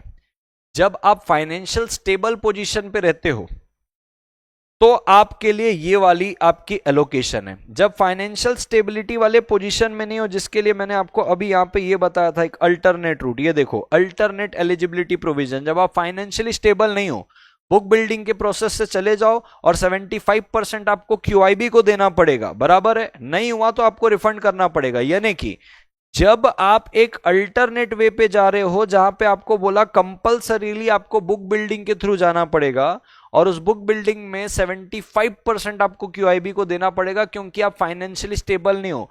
पिछले 3 साल का आपका टेंजेबल असेट 3 करोड़ का नहीं है। पिछले 5 सालों पे आपका जो 3 साल का बेस्ट प्रॉफिट है उसका एवरेज 15 करोड़ का नहीं आ रहा है। तो आप छोटी कंपनी हो, नई नवेली कंपनी हो, आप अल्टरनेट मेथड में गए थे बुक बिल्डिंग में, तो कहता है भाई साहब याद रखना यहां पे क्यूआईबी के लिए 75% आज भी रिजर्व रहेगा क्योंकि वो कंडीशन ही वही थी कि अगर आप फाइनेंशियल स्टेबल नहीं हो तो आप बुक बिल्डिंग प्रोसेस के थ्रू जाओगे और 75% क्यूआईबी को दोगे तो भाई हो गया ना क्यूआईबी 75%। उसमें से 5% म्यूचुअल फंड के लिए, बचा कितना? पीछे बचा है भाई साहब 25%। तो यहां पे 10% रिटेल के लिए और 15% एचएनआई के लिए, यानी कि सर रिटेल का 35% जो था वो 10 हो गया और एचएनआई का सर जैसे 15% चल रहा था वो आज भी 15% है और 75% किसके लिए है? क्यूआईबी के लिए, क्योंकि ये शर्त है अगर आप फाइनेंशियली स्टेबल नहीं हो तो। अब एक आता है sir allocation in non book building process, यानी कि फिक्स प्राइस है। भाई साहब फिक्स प्राइस है, कोई बुक बिल्डिंग नहीं है, प्रोस्पेक्टस में सीधा अपने प्राइस बताया है।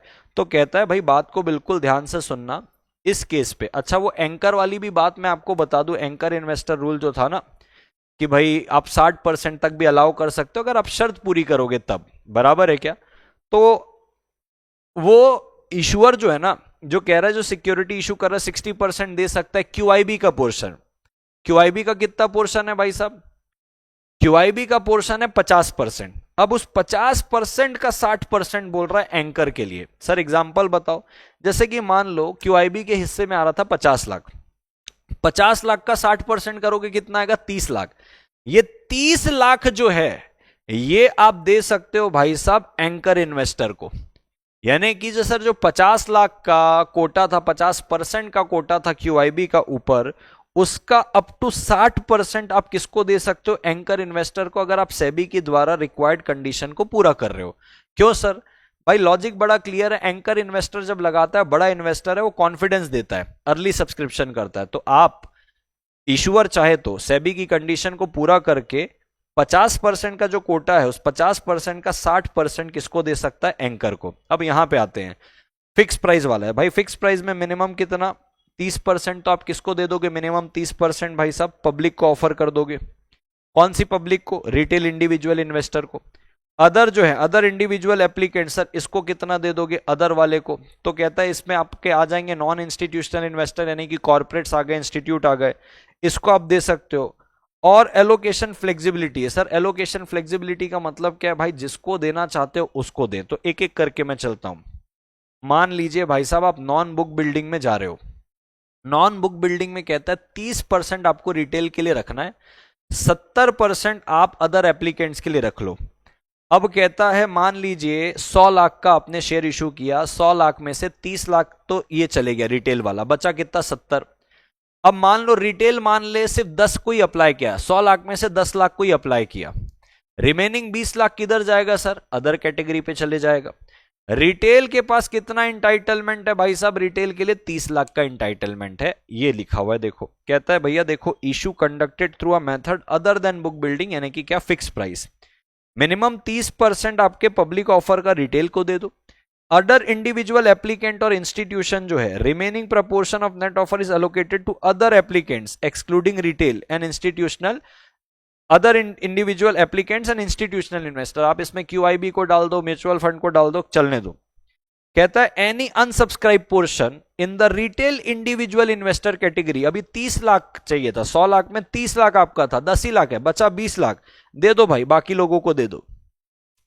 अगर मान लो कहता है रिटेल इंडिविजुअल इन्वेस्टर जो है are entitled to more than 50% of net offer on a proportionate basis, they will be allocated at higher percentage. यानी कि सर अगर रिटेलर जो है वो ज्यादा बढ़ चढ़ के इन्वेस्ट करते हैं तो 50% तक भी आप उनको अलोकेट कर सकते हो। ये अपने को कहता है कि भाई आप इस परिस्थिति में मोर देन 50% नेट ऑफर कर सकते हो। If retail individual investors are entitled to more than 50% of the net offer on a proportionate basis, they will be allocated at higher percentage. तो सर मोटा मोटा अगर बोलोगे तो यहां पे जब फिक्स प्राइस है तो 30% ही बस उनके लिए रिटेन करने बोल रहा है। अगर ज्यादा बढ़ चढ़ के लेते तो आप 50% तक भी कर सकते हो, और कहता है कि भाई मान लीजिए वो 30% भी पूरा नहीं करते हैं, 10% ही पूरा करते, तो उनका बचा हुआ आप किसको दे सकते हो? बचा हुआ बाकी के अदर इन्वेस्टर, अदर एप्लीकेंट को दे सकते हो। दोस्तों मैं बताना चाहता हूं, पिछले 5 अटेम्प्ट में अगर इस पे से कोई सवाल पूछा है तो दिसंबर 23 पे 7 मार्क्स का इसके ऊपर सवाल पूछा हुआ था, इसके ऊपर कि कौन एलिजिबल है और कौन नहीं है। मैं डेफिनेटली कोशिश करूंगा कि मैं पिछले 5 अटेम्प्ट और एमसीक्यू मॉडल क्वेश्चन पेपर को आपको बताते जाऊं कि कहां कहां क्या क्या सवाल अपने को पूछते जा रहा है। And that's all for today दोस्तों। आई होप आपने यहां तक के लेक्चर को बहुत अच्छे से एंजॉय किया होगा। हम कल मिलते हैं दोस्तों। कल मैं आऊंगा आपको इनसाइडर ट्रेडिंग के बारे से बताने में, और इनसाइडर ट्रेडिंग इंपॉर्टेंट है दोस्तों, उसके ऊपर बहुत सारे सवाल आए हैं। लेक्चर अच्छा लगा होगा और अब तक अगर लाइक नहीं किया, सब्सक्राइब किया, तो एक काम कर देना, जाते जाते कमेंट जरूर करिएगा। This side CS Arjun Chhabra दोस्तों, signing off until we meet again tomorrow. Bye bye.